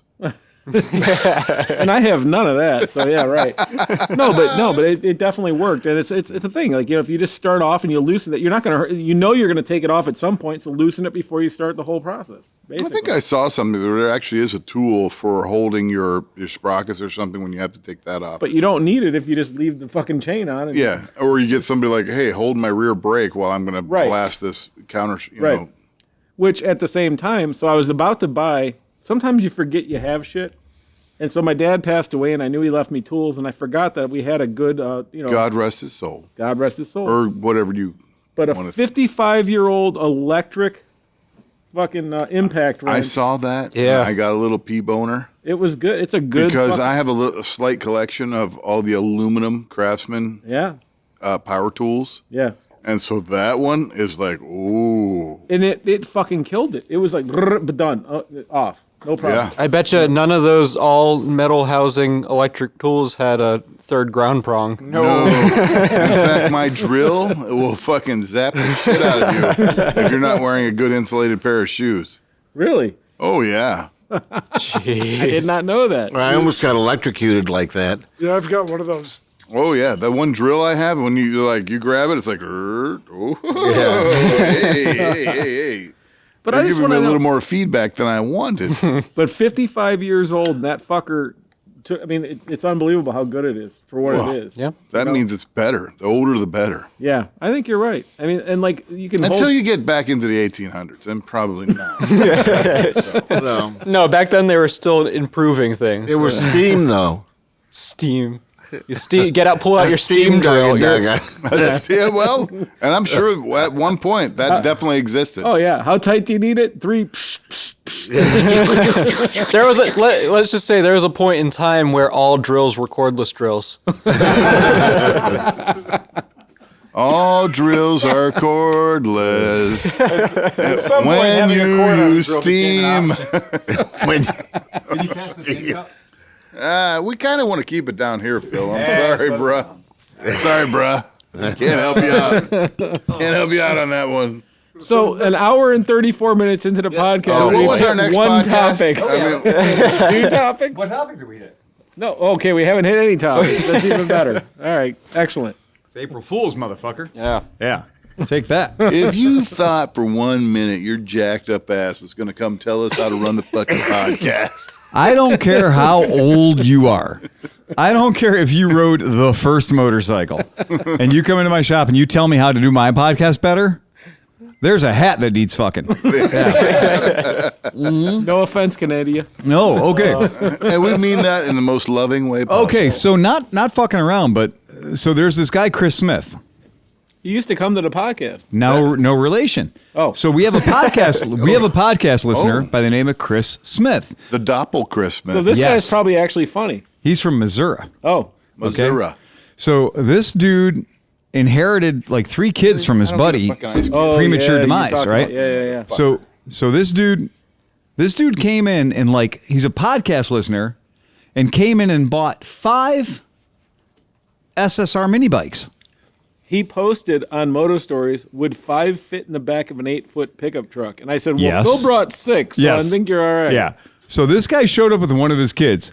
This kid had this amazing crop of red hair. This yeah. kid had like red, curly, awesome hair. Wanted to bury my face in it, right? So what you doing? Let's not talk about What you Rewind doing? that real quick. All right, thank you very much. That was innocent, by the way. That was innocent. So this dude shows up and he is wearing an AVE shirt. Oh, awesome. He's wearing like the AVE shirt with the wrench on it that says like, thumb detector. I love this dude already. Oh, I do too. Yeah. Right. And he's a podcast listener and he shows up and he buys 5 little dirt bikes for his family, right? As you do. He's got a bunch of kids now. Right. So the solution is rather than be a more involved parent, you get dirt bikes. Yeah. Yep. Fuck yeah. And what kid is going to get mad about that? Okay, one, rather than give them shit to do in the house, Yeah, fuck that. give them shit to do out of the house. Yeah. Right? And dirt bikes are great because it teaches you a lot of stuff about life real fast. And if it breaks, you're going to figure out how to fix it before you talk to your dad. And how to stop bleeding, usually, right? Yeah. It teaches you about direct pressure. So I'm going to tell you about 2 things today. I'm going to tell you about kickstarts and direct pressure, right? This is a kickstart and this is a tournament. So if you understand how to work a If you kickstart. got 5 kids and you give them 5 pit bikes, you'll soon be down to 2 or 3 kids in no time. Exactly. What I'm thinking is, okay, so James and I here at the shop, we came up with a formula. And the formula we came up with is kids are real expensive, but dirt bikes are cheap. So if you want to have more money in your life, you just need more dirt bikes. So honestly, $1,000 worth of dirt bikes I was gonna could say- get rid of $150,000 worth of raising a child yes. over You the know what? lifetime of the child. Okay, look, it's a 70cc SSR versus college. And even if the kid's going to a state school, it's going to be expensive. And wheelchairs aren't that much either. So No. I think with a proper dirt bike, you're just writing them right off. Okay. Right. You're stopping them before you get to any of that And nonsense. the ones that are surviving probably earn a paycheck riding fucking dirt bikes. Exactly. If they're good enough to survive it, they're going to bring in some cash because those are kids that end up with names like Pastrana. Right. Right. He's proven that. That's So if your kid, so quit buying your kids. Xboxes. Right. Don't buy them Xboxes. Buy them dirt bikes. Buy a kid a dirt bike because you know what? Within a very short period of time, you're going to know you either have a kid that didn't make the cut, or you've got a kid that could provide you with greatness.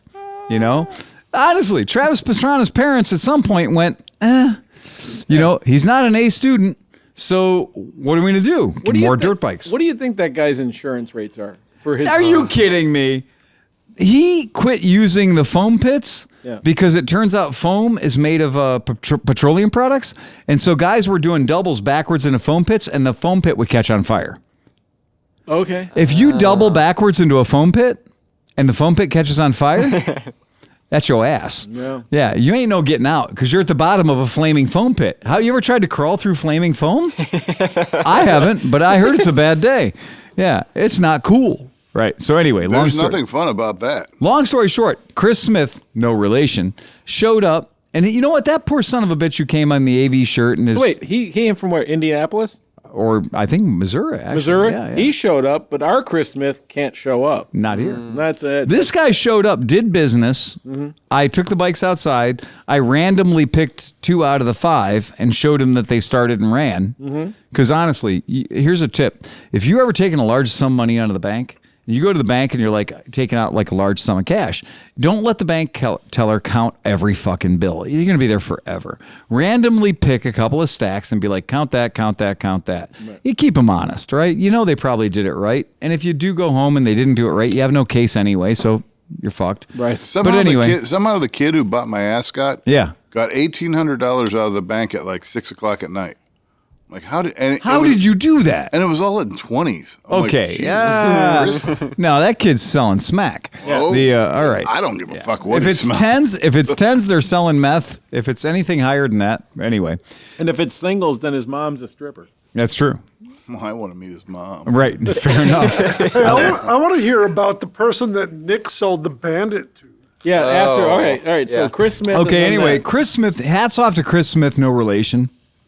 Because he showed up, he did business, he loaded his shit into the back of the truck. I did loan him 2 of my most pristine ramps. Okay. And him and his son loaded the bikes up proper. Can we talk about the Scout motor problems, the Indian motor problems?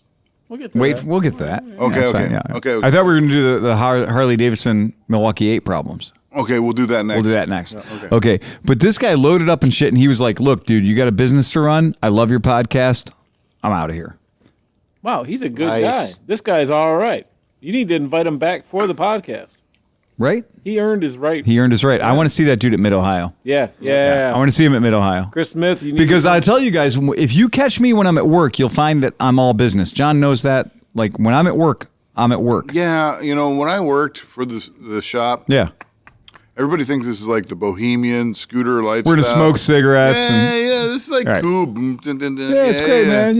No. It's like, okay, you got to take both tires on the scooter. Yeah.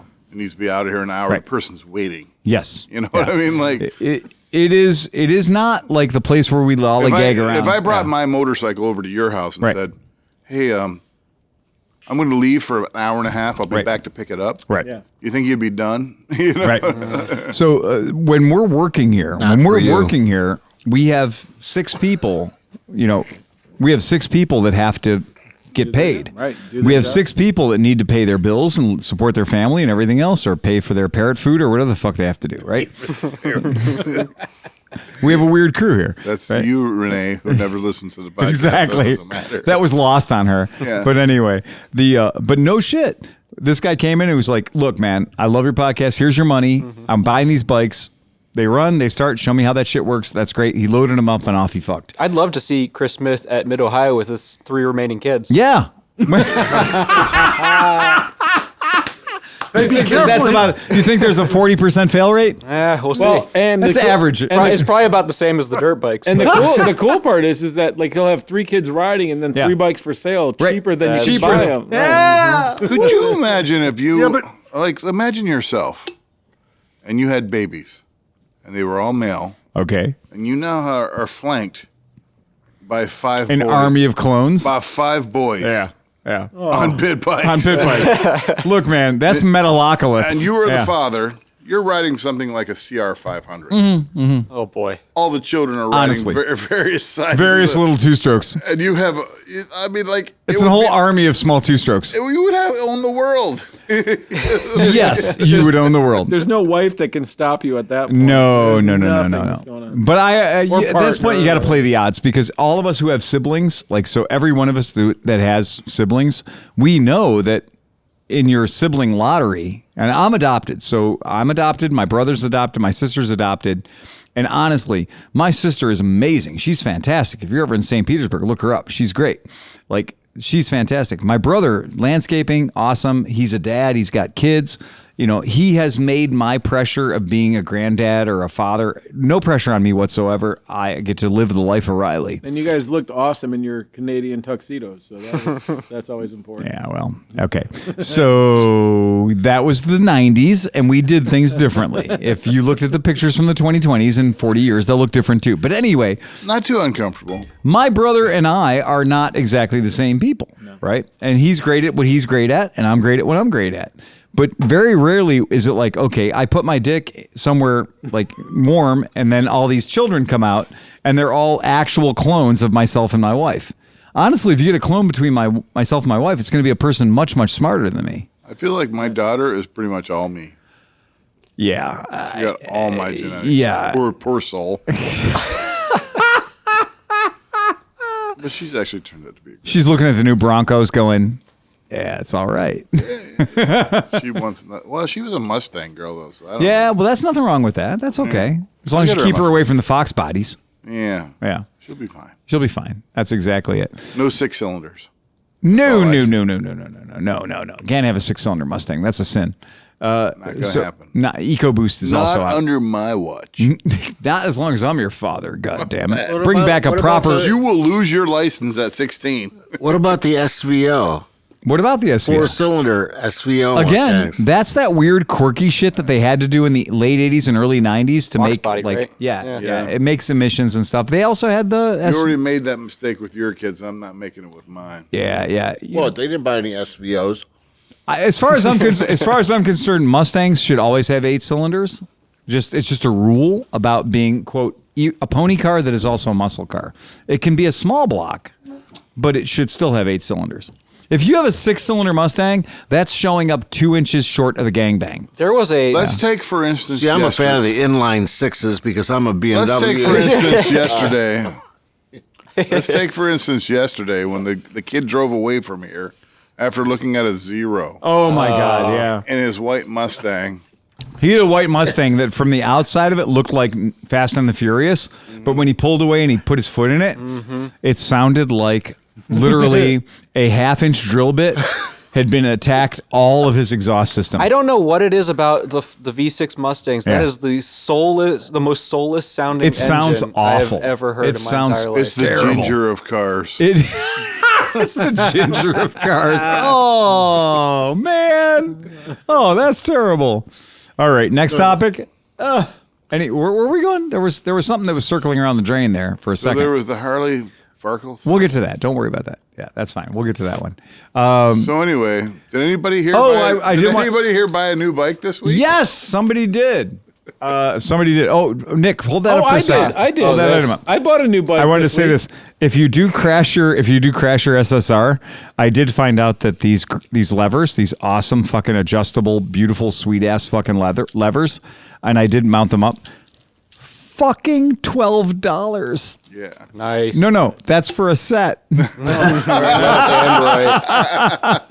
If you crash a 0, the one lever that's on the handlebars of a 0 is $9,000. Quick question, yeah. Nick. Have you ridden your SSR?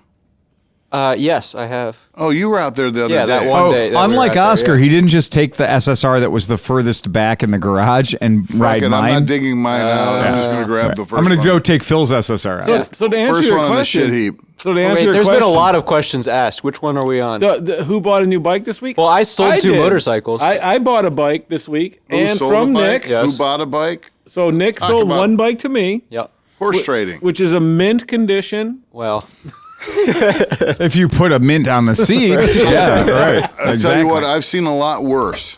Yeah. So what did I buy from you, Nick?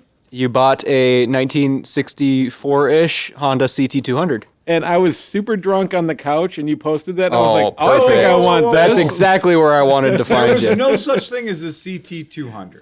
Yeah, there is. Yeah, there is. Yes, there is. Oh, wait. It's 1964. Yeah. Yeah, Four. yeah. So it's still a 90, or what is it? 90. It's a 90. It's a 90 it's cc. a pushrod engine. Yeah, That's a knucklehead Honda. Well, I'm sorry. yeah. You lost because I was thinking displacement. You're when going to I need to should have speak brought into up your the model microphone. number. You're going to need to Yeah, speak into yeah, your yeah, microphone. Yeah, right. Wait, does it have the wrap, the like the cloth wrap around the front tube? It should. would. It would if it was mint. Right. Oh, But this is going to become I'm going to paint it. I'm going to take the whole thing apart, and I might put a different motor in it if it doesn't run. If it does run, if I can get it running. run. I mean, it runs. No, but I mean without choke on. Yeah. Yeah. I'll try to find the air leak, or I'll hire him, Mr. Honda Bus, for. Yeah, he can figure it out. Yeah, that's what I'm saying. Oh, So that was the biggest new bike because nobody else's new bike matters. Nah. right? Right. No, there's That's nothing exactly it. exciting about Except that. for the person that bought the Bandit. the Bandit. So tell us that story before we get into any other useless new bikes or I something. don't- Right? Yeah. Well, I sold the Bandit. I posted it on eBay I hate you guys. for $2,000. That was the starting bid, and it went about a half a week, no bids, a Right. few people watching it, Yeah. and then someone contacted me and was like, "Hey, I'll buy it right now for $2,000." Right. And I was like, "All right, sounds good." So Okay. Fair enough. she sent me half the money over PayPal and flew in from Philadelphia.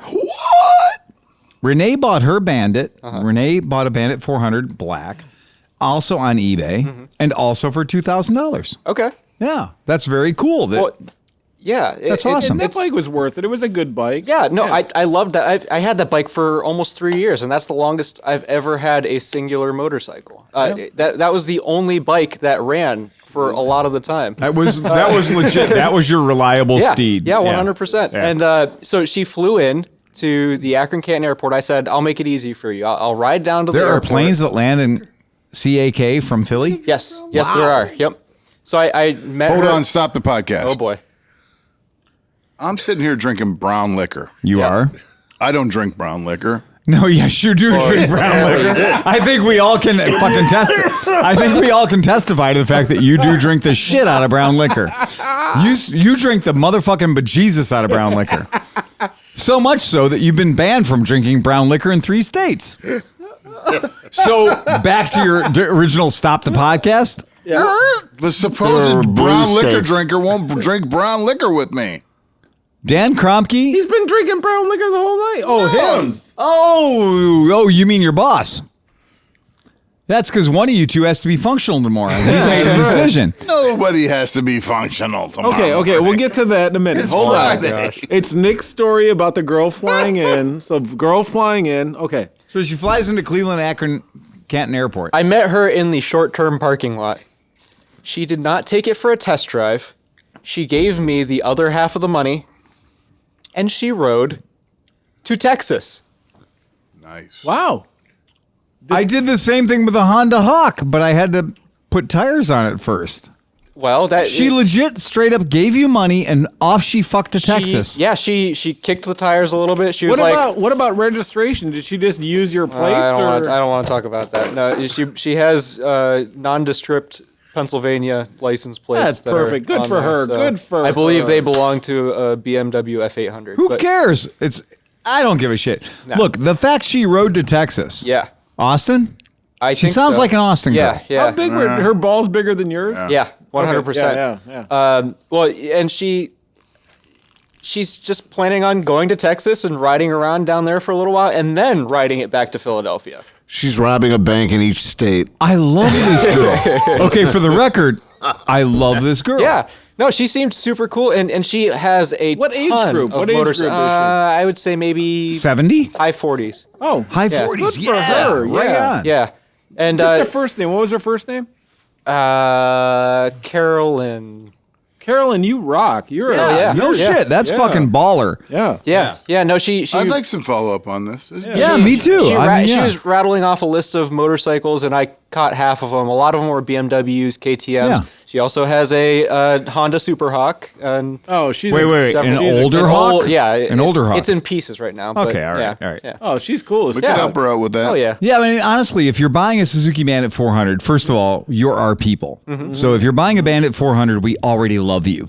So if you're buying that bike, you're one of us. And then if you're riding that bike, legit, get the fuck out of Ohio and go to Texas. yeah. In one slice. I mean, I have this imagine. theory. Like, if you can make it the first 100 miles, then really what's the problem? You That's know what I right. mean? Like, I they made agree. it the first 100 Yeah, miles. I agree. Why Well, wouldn't and- it make another 1,000, you know? And I told her, like, that has been my reliable bike. I have absolutely no doubt, since it has a new chain and sprockets, that it can make it to Texas and it can make it back to Philadelphia. And I saw all because I mean, I feel that you have done a good job of identifying the weak links, literally, in that motorcycle.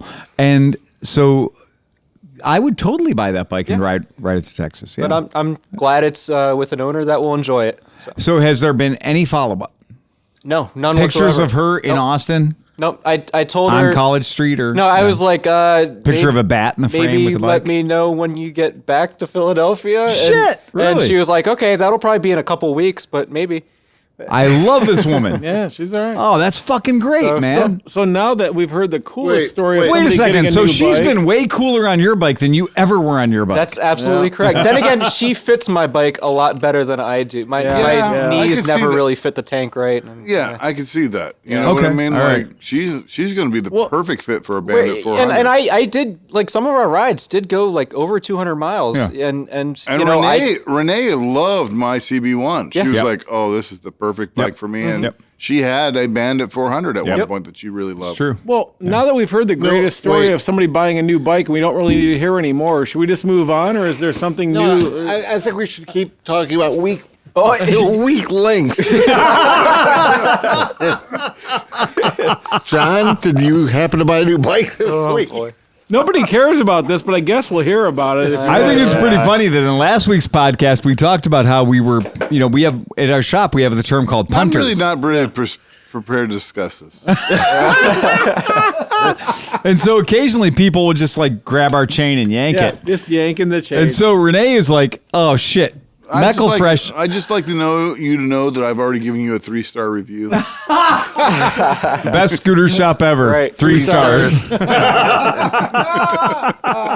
And it's funny because like it's a double-edged sword because first of all it says best scooter shop ever and you're like, what the fuck, dude?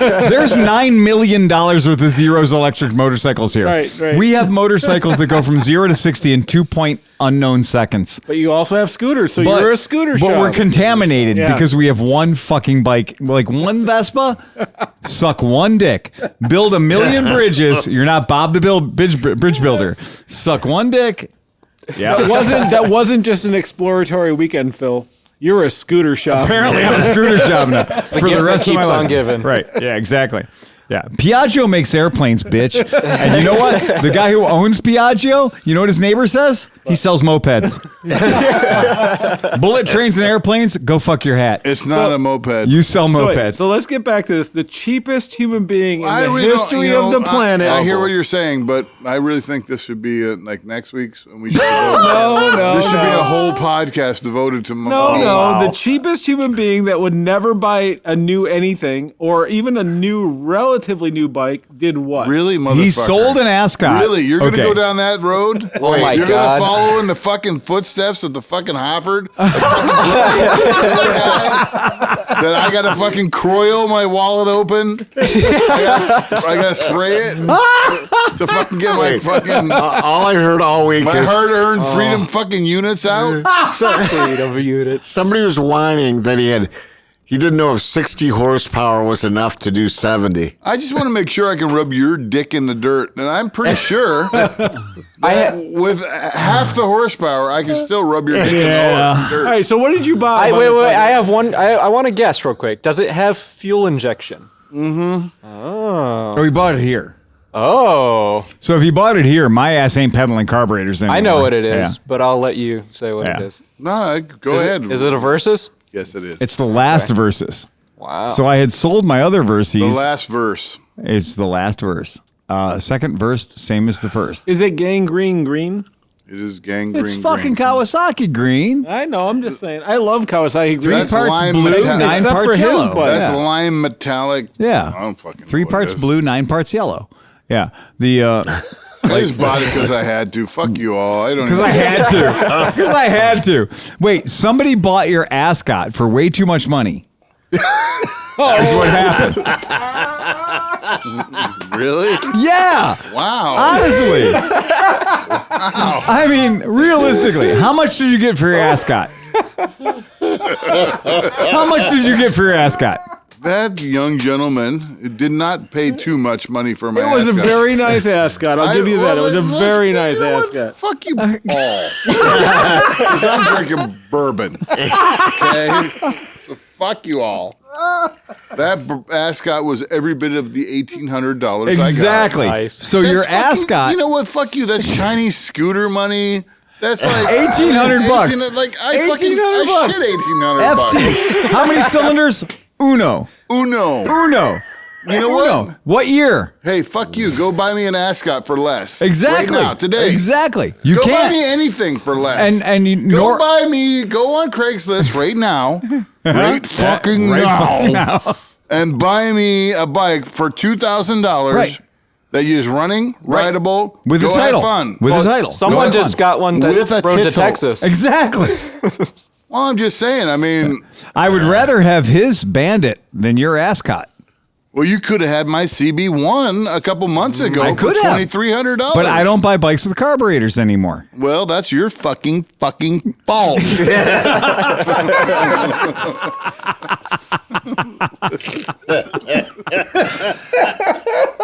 Anybody ever in the world? Because if you don't want to run my perfect fucking running Ascot or my perfect running CB1, you can go fuck your hat.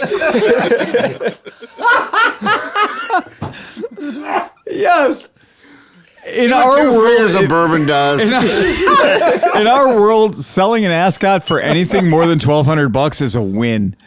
That is a solid win. You know what? That kid is happy as shit. Of course he And is. His buddy who test rode it was like, oh, wow. Wait. His buddy test rode it for him? His buddy test rode it for him. Okay. He doesn't have a permit. It was a nice bike. It was a nice bike. Dude, that thing is cool. And I honestly, if that kid called me tomorrow and was like, well, hey, man, there's some problem, I'm like, bring it over, man. I will miss I smelling will the. totally fucking help you. I have no problem. I told him I do the podcast. Yeah. I told him I do this. Yeah. I'm giving him at a if he gave me $1,800, Right. I'm willing to help him with the bike. Dude, if that dude shows up with your Ascot and says he has a problem with it after buying it and well, I running, told him to come up here to have the front end rebuild.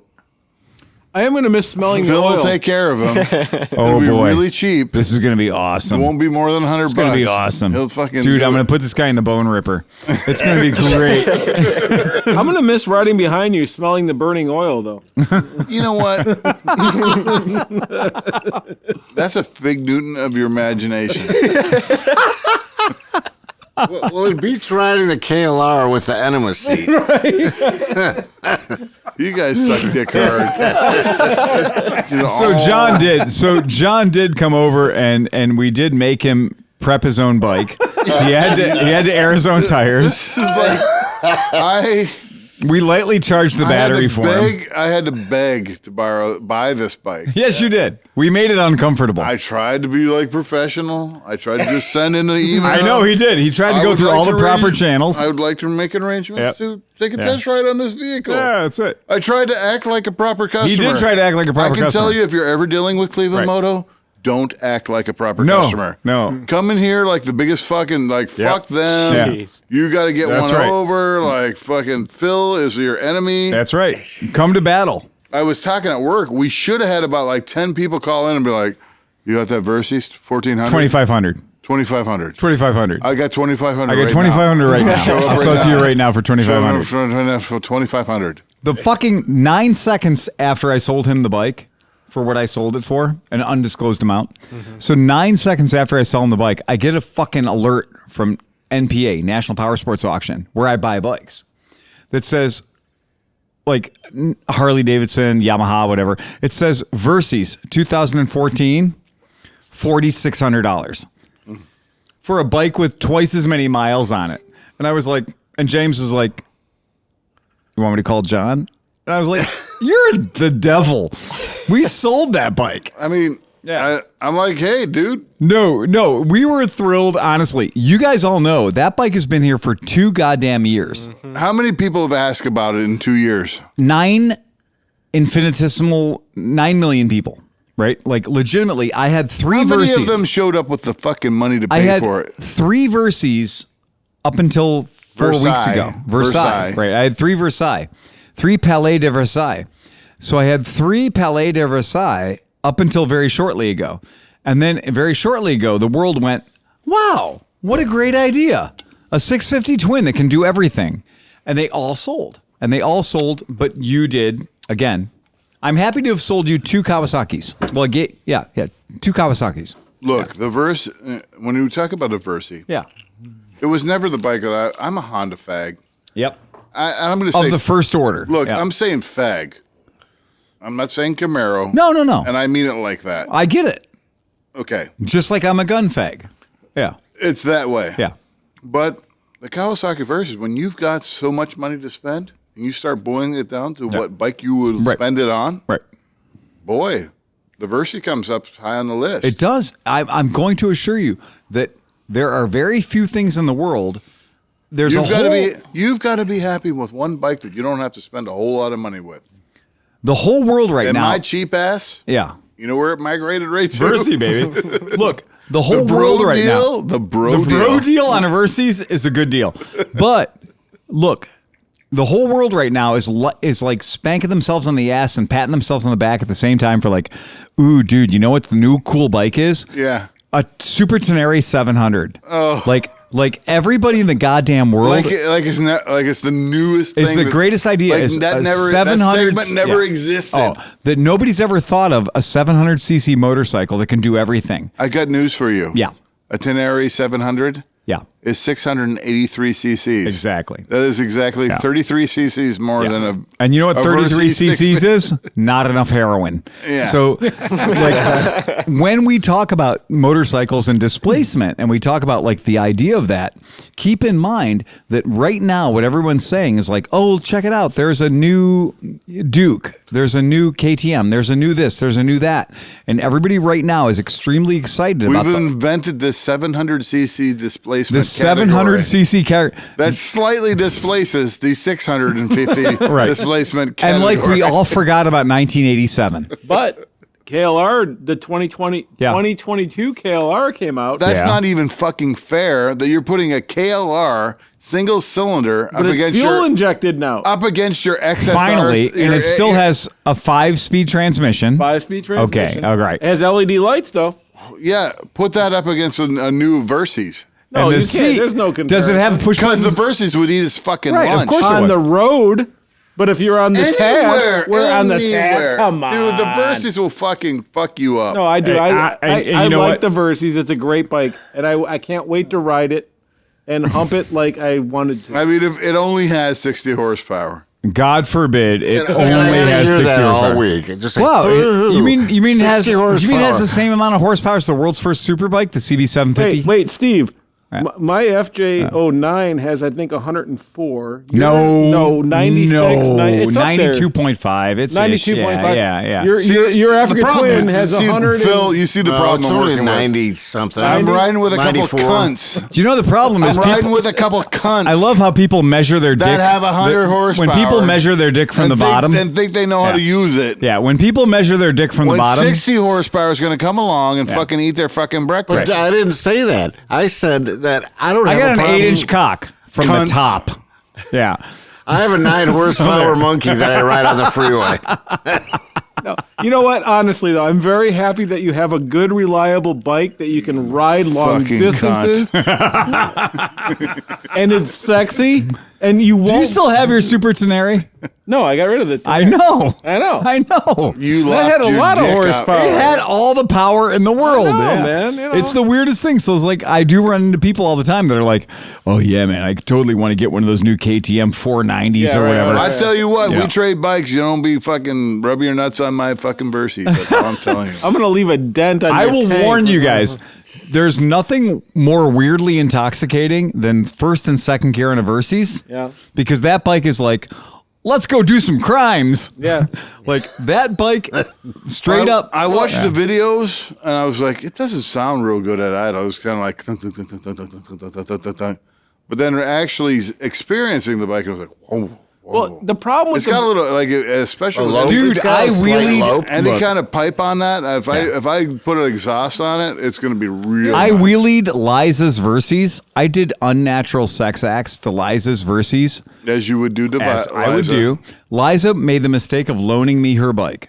And I took that bike not just through San Francisco, but the distance from Santa Cruz to San Francisco, followed behind Adrian and all the other fucking Satan's little helpers that are all in like the, it's the vampires and the kilted bastards and all these fucking San Francisco's motorcycle clubs. These guys are legit straight up, hey, we're going to go for a motorcycle ride. And just like we do the DGR here in fancy dress, Right. they do it in kilts. Yep. Why? Fuck you. Well, that's why. And they're going to slide Harley Davidson sideways through the intersections. But I took Liza's bike and I like systematically like fell in love with the Versys because of that ride. And to this day, I will say, if I need to do San Francisco, I want 2 bikes. I want a DRZ 400 SM, and the SM stands for BDSM, right? And or a Versys.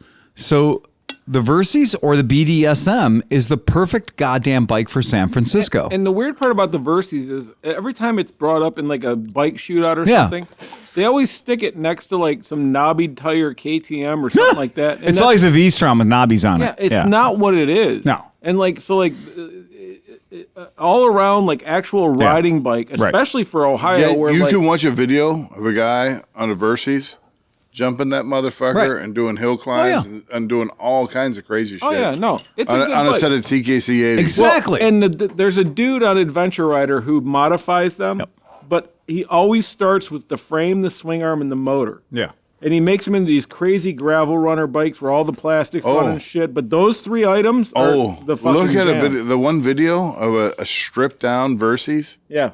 like Daryl from Walking Dead Versys. Yeah, right. Oh my God, that is awesome. Yeah. But don't do that to your bike because it's No, I have no plan on it. I'm just going to run the Keep in mind, I am going to wring the tits off the Versys Kawasaki did this. until about the time it needs a valve job, and then I'm going to sell Then you're it. going to sell it. As every Versys owner does. Kawasaki took a motor. So there's a class at the Isle of Man. There's a class called the Superlights. And the Superlights class is dominated by a Kawasaki Parallel Twin, 650, right? And this is a class at the goddamn Isle of Man. Go figure. So you're there. So the fact that you're there means you've won. So what's hilarious is that Kawasaki took a Parallel Twin 650 motor and made the following things out of it. A Ninja. No apologies. A Ninja 650 Parallel Twin. I've got 3 of them in the building right now. They're delightful. I've built them, sold them, ridden them. They're great. They're fantastic. That's a Versys motor. The Vulcan 650 in any of the 93,000 permutations that you can buy it in. Remarkably effective, does way better than the Ninja 500 motor ever did in its Vulcan or Ninja form. And then the Versys. The Versys is saying, whatever job you need to do, this is, as Adam Savage would say, any tool can be a hammer. And that's what it is. It legitimately is. It's like, I'm 6'1". I'm 210 pounds. Put me on a Versys. I don't care where I'm going. I now have the right bike. Right. Right, it's a Swiss Army knife. It is a Yeah, it Swiss is. Army knife. It's a good bike. It's perfect. And there's guys that have 135,000 miles Yep. on them with no fucking problem. If you said today, Phil, Well, the service contract that I got through Clevelandmoto. the Clevelandmoto, yeah. The, We told him. Now, hold on, Sleepy. Don't laugh. He gets 2 years of free service. Okay. But he does. Any service he wants, any service he needs through the shop, because Clevelandmoto, he gets any service he needs, but Chris Smith does it. Oh, perfect. Does that? I wouldn't get even let him. three free oil changes with the purchase of 4. I will do your oil changes. I would only let Chris. I would only let Chris put the kickstand down occasionally. That would be it. Chris is going to take your bike out for a test ride and crash it in turn 4. But anywho, I do honestly say, like, if you said, okay, Phil, blindfold on, you're going to participate in an event. Okay. You don't know whether it's the long way around, the long way up, the long way down, or A bar run. it doesn't matter. Yeah. Right? Oh, cannonball, right? Fair game. Or whatever. But we don't know what you're getting. So you have no idea what we're going to ask you to do. Take one motorcycle. It was literally designed to do everything. It is. Hence the name Versys. Versys. Versatile. Or as I like to say, the mini multistrada. Yeah. The multistrada that got it right. Because I have owned 4 multistradae. Mm-hmm. So I've had 4 multistradae right now. Stradae. And what I can tell you is multistrada have too much. Well, that's why I think the 950 Multistrada would be a better bike. Well, honestly, an M600 multistrada would probably be the better bike. I can say that my A monster wife, strada. when it comes to the wife module, the wife factor, The wife module. the wife was like, I hate that bike. Yeah. It looks like an insect. And at the time, I was looking at a Ulysses. Which She's is like- much more of an insect. I'm like, she loved the Ulysses. She did? Well, in 2000, whatever, when the Ulysses kind of came out, 15 years ago, we sat on a Ulysses. Right. We're like, okay. this is the bike for us. Right. Okay. Yeah. So, and one came up for $4,000. Yeah, it's way too much money. Yeah. Unless it's really low mileage and mint. It was, and whatever, but it sold instantly. So it was just not a factor. And, I think you did better. and to with be the honest, Kawasaki, and to be man. honest, I was afraid of the Ulysses. Why? It's 103 horsepower. No. Well, No. It's 425 pounds. No, you can only get the 100. I've driven so many Ulysses and I've had so many Buells. The 103 horsepower, And it's unobtainium. It's not. It's no about to longer. say, yes. There's no no longer parts. production. The 103 horsepower they're talking about only happens at 5,926 The worst RPMs. possible moment. Yeah. Right. And so anytime other than that particular number of RPMs, it is a kitty cat. But it turns into a tiger for exactly 1 fucking nanosecond. So my question is now that you have this awesome, reliable, cool bike, are we going to do long trips this summer instead of like, well, I can't really do anything because I'm not sure my. Wait, he had a KLR. What are you doing on? No, that thing was not. You know what? To be honest, the KLR was long in the tooth. Yeah. Yeah. When you're up against the fucking Africa Twin and Yeah. We're going yeah. to the 555 as soon as the weather breaks. the triple nickel. I don't yeah, have for a real. running motorcycle anymore. I got something you can ride. I was going to say, something you could ride I was too. going to say, so- I can I was absolutely. gonna say you could ride bitch behind me. Honestly, Nick, you can. I have a V7. I'll loan you. Ooh, you could be a wife analog for John. wife module. If you can read this, the R2 unit fell off. I mean, if you could shave. Oh my God! I'm gonna shave and make it interesting. I've ridden Ulysses across Mexico, and I gotta tell you, I got 2nd-degree burns on my gentleman equipment, my wedding tackle. So the Ulysses develops heat right around your scrotocratus. So all of the Well, we gotta get back to the podcast topics. yeah. Ulysses, right? So we're talking All right, about okay. yeah, right, exactly. What about Harley and And the problem with the Milwaukee 8, and the Dakar? the R Rally. Yeah, Dick. the Dick R rally. Were there Honestly, any letters from readers this week? no. No. Nobody loves us anymore? Well, they love us, but we're doing such a good job. They don't have any input. Yeah, Fuck your hat. Well, we need to make fun of Ewan and Charlie? I will because say this. So I love the guys. I'm not going to make fun of them. Sorry. oh, I love them dearly, and I'll be the first one to tell you that Ewan has gotten younger and Charlie's gotten older. Right. But Right. Charlie has also actually raced a Dakar before. Yes. And so now Charlie and Ewan have been contracted by Harley Davidson to race next year the Dakar as a part of the official factory team on electric Harley Davidson. I wanted to say that I was thinking about doing the Dakar on the Versys. I don't feel like that's unrealistic. No, you can do it. You can definitely do it. You could totally do that. You don't even need support. Just do it unsupported. Was Nick on the back? What do you call it? Moto Mally. Moto Mally? Yeah. Yeah. The Versys, that's this 5-gallon gas tank. Right. Oh, you can definitely yeah. you And can pull it a off. 63 mile per hour. Keep in mind gallon. that Top speed. every single year, people like us ride 110cc Honda CT 110 postie bikes across goddamn Australia. I'm picking up what you're stepping. Yeah, yeah, that's what I'm saying. And again, to any of you Australian companies who need somebody to make fun of, Clevelandmoto Podcast is available and waiting. We'll be happy to ride your postie bikes across Australia. All you have to do is provide us with Booze. We will ass fuck your brand new CT 125 fair enough. I'm not against it. as hard as they can be ass I fucked. don't. So anyway, as John would like to point out, well, John didn't know about this. So in ADV Rider, so in case you didn't know, in America right now, there's only one news source for motorcycle enthusiasts, and that is ADV Rider. Yeah, it does a good job. ADV Rider is the official news source for anything motorcycle in the colonies.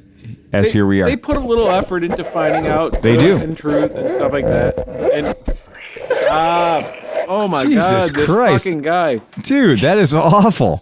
That is like Foley of the highest order. All right. I'll shut him down. That's what I'm doing. There, he's off. All right. So if we look up at let's look up at the screen. We're going to go ahead and we're going to give you guys a little intel into the world of the ADV or Adventure Rider Ride the World. They have done an excellent my cock. expose on the Versys 650. And what they're saying is it's hilarious because, clickbait. Clickbait is a thing. Clickbait will fuck your day up. So clickbait, according to ADV Rider on the big screen, it says, review, still versatile, but the Kawasaki Versys 650 is less of an adventurer. And then, so as much as they shit all over the Versys, then they write this review of the Versys that is like, it's the greatest goddamn motorcycle ever. Right. And honestly, I read this whole review, which I don't usually do. And then when I went anywhere on one of Yamaha's ambiguous TDMs, and anybody who quotes the TDM, I'm paying attention to anybody who says anything about the TDM 850, because TDM 850 That's is the original event. That's the first bike that had that fucked up style that became the invention. It invented parking in front of Starbucks. It invented going on adventures. It's Starbucks. Starbucks. Right, exactly. But anyway, the guy does a really brilliant review of the the Versys 650. And he does a great review of the Versys 650 and says, ultimately, you know what? If you're not actually going to ride across a mountain on gravel, the Versys 650 might be the greatest motorcycle in the world. See, I could. Again, I could. do you know why? Because we have extensive experience using the wrong motorcycle. In the right environment. Yes. I could jam that 650 up anybody's ass. Yes, it's absolutely true. Do you know why? Because of things like the Lake Erie Loop. I can't wait to put some fucking block treads on it Exactly. and just ride around at Steve's place. That's what the guy who... I'm taking that bike all over that. Of course. I challenge this motherfucker. This motherfucker. And this is Anything. and this is why we don't let wants John have brown you. liquor. Yeah. I challenge this motherfucker. Oh my God. What do you think? What do you think would be faster around the course at the Me. complex? Sleepy SSR? or Not John? an Africa twin. I gotta say, not an Africa around the twat. Cleveland Moto, No Africa twats allowed. around the Cleveland Moto sketchy quarter, the Cleveland Moto quarter, Sleepy's fast as shit. But John, he couldn't fit through the tunnel of love. No, he on couldn't fit Versys. through the tunnel of love. No, no Handlebars way. are too wide. Yep. Yeah. When you look at that racetrack, That's what your mom said. I gotta say, like, as silly, I know this is stupid, but we have created out of 3.5 acres of property Monster. a monster, yeah, brown liquor. So, can you pass the tin cup, by the way? Yeah, right. All right. So not for nothing. Every time we ride around at the North or New Russia, the New Russia Cleveland Moto quarter. Let's call it Prussia. New Prussia? Is that what it is? I thought it was New Russia. That was the name on the side of the fire trucks. That's your only point of reference. That's it. I saw New Russia and I was like, we're not in Russia. And then I was like, oh shit, they have fire trucks. and they're pointed at me. Fucking commies. Fucking commies. Anyway, like, not fucking around. That bullshit track we've managed to assemble with John's not a jump. Like, Not a pile of dirt. no, that hurts my butthole. Like for I real. just healed. It's You been don't- 2 weeks, you and I don't- can finally wipe again. Like it's been padded, and like You don't know how happy that makes me. My butt hurts for a solid week after I hit John's not a jump. To know that you're bouncing off of Oh my God. your little butthole is being That abused. fucking thing. Your Holy little shit. butthole is being abused by my. I invite any of our podcast listeners, by the way, I invite any of them to come out and take on the Cleveland Moto quarter. Yeah. Because the Cleveland Moto quarter has just gotten better. I mean, it just gets better and better and better. We lost turn 4 last week. Yep. So turn 4 is now Nautilus. It's probably under snow. We might lose the house next week. Oh, Oh, really? tell me more. $6,500 to demolish it. Okay, or John wants to rehab it. I want to dig a hole. I want to make it into a pool. I am remaining silent. So, for the record, I thought it'd be a good idea if we just had a back patio with no house. So, if we had a patio with patio furniture, he's a good friend of mine, by the way. If we had, Because Oh boy. only an idiot would demolish a house. the house. I can't even gain him You down. can't enough put it. to You can't fucking, gain him down anymore. Honestly, people in Czechoslovakia are hearing him without amplification. So, not for nothing, but to describe to our viewers what our Cleveland Moto quarter is all about. Right. We have legit a straight up one of the greatest ever dirt track. I gotta say it, motocross at 25% scale, Right, and on top of that, 1/4 scale. it requires appropriate skill to ride, but you need balls to ride it. Meaning that, like, Yeah. Travis Pastrana and those guys would laugh at us. Oh, they laugh at us, Right? Yeah, right. But for right, normal yeah. guys, no, average yeah, Joes. right. Right? Yeah. You can use your skills to get around fast. Yeah. But at the same time, to go fast, Yeah. you have to have fucking balls. Oh no. You have to be drunk. Or that. Also true. Also true. So, at work, we have a resource. And his name is Ben. He's a guy who works in the lab. Nobody likes him. Everybody punks on him. Nobody punks at him. But Ben is a motocross rider. He's actually has. Right. He's probably knows what he's doing. He knows what he's doing. And he looked at that and he went, It would be interesting to get him out to the farm, and maybe he could give us some tips. yeah, That's all I'm right, saying. right. Legitimately, because to this point, my craftsmanship with the chainsaw Yeah. has gone around and sort of, I've done this topiary, Like I've gone in and I've cut out the sticky uppies and the sticky outies and all the things that would generally stick you in the face and rip your ear off. Right. My ear's still bleeding 3 weeks later. Sticky dicky. Yeah, right. Assy. Like we've all been there. Like we've all done like, I'm going to go over there. And then we go over there and like all of a sudden we can't see. Like we don't have binocular vision anymore. I'm a big fan of woods busting. Yes. I love just going through the woods. I like busting a new trail Right. and everything. But my biggest fear is getting a stick right up through my fucking chin. Exactly. Because that's what will happen. And where we were doing all the stuff in the lower area, like all the stuff that we were doing that was... That's where I'm at. I know, you love that shit. love You the love lower. that. I want the stupid stuff. But I went in there, and I mean, people know I am adventurous. I have done things with a man you shouldn't ever do, but I'm okay, like with most things. But going, I want to do everything with that man.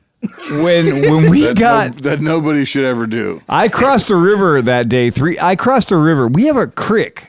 Honestly, let's call it what it is. It's a creek. It's not a river. I like your Pennsylvania Yinzer. It's a creek. It's a creek. It's a creek. is a creek. C-R-I-C-K. It's a It's creek. not a creek. No, it's a creek. It's a creek. We know the difference in a creek and a creek. Let's go across the creek. Let's go across the creek. I went across the creek. Once we get across the creek.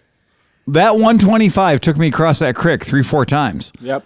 Straight up, like legit. Popping chain and all, we went across that creek.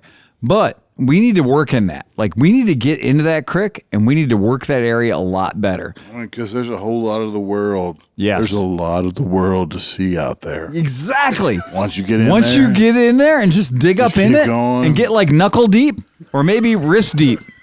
If you get wrist deep up in that creek, you get up in that creek. it's going to be good. You hired this cruise. fucking guy. How much sick time do you have, John? Dude. I'm going to say, I've got all the the time. If we don't have Mid Ohio, we're gonna have Mud Ohio. I am Mini Ohio. Mini Ohio. right? Mini Ohio will be in New Russia Township. It makes me sick. Oh my God. Sick. I have not. Sick. The past month and a half of my life has been better. Get down with the sickness. Oh yeah.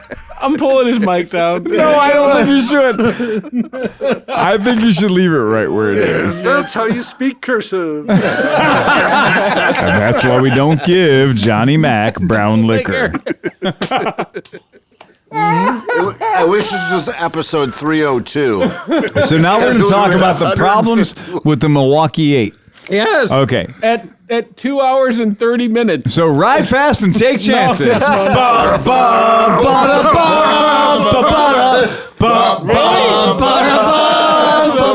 Okay. Press the red button. Press the red button. I'm pressing it. Take chances.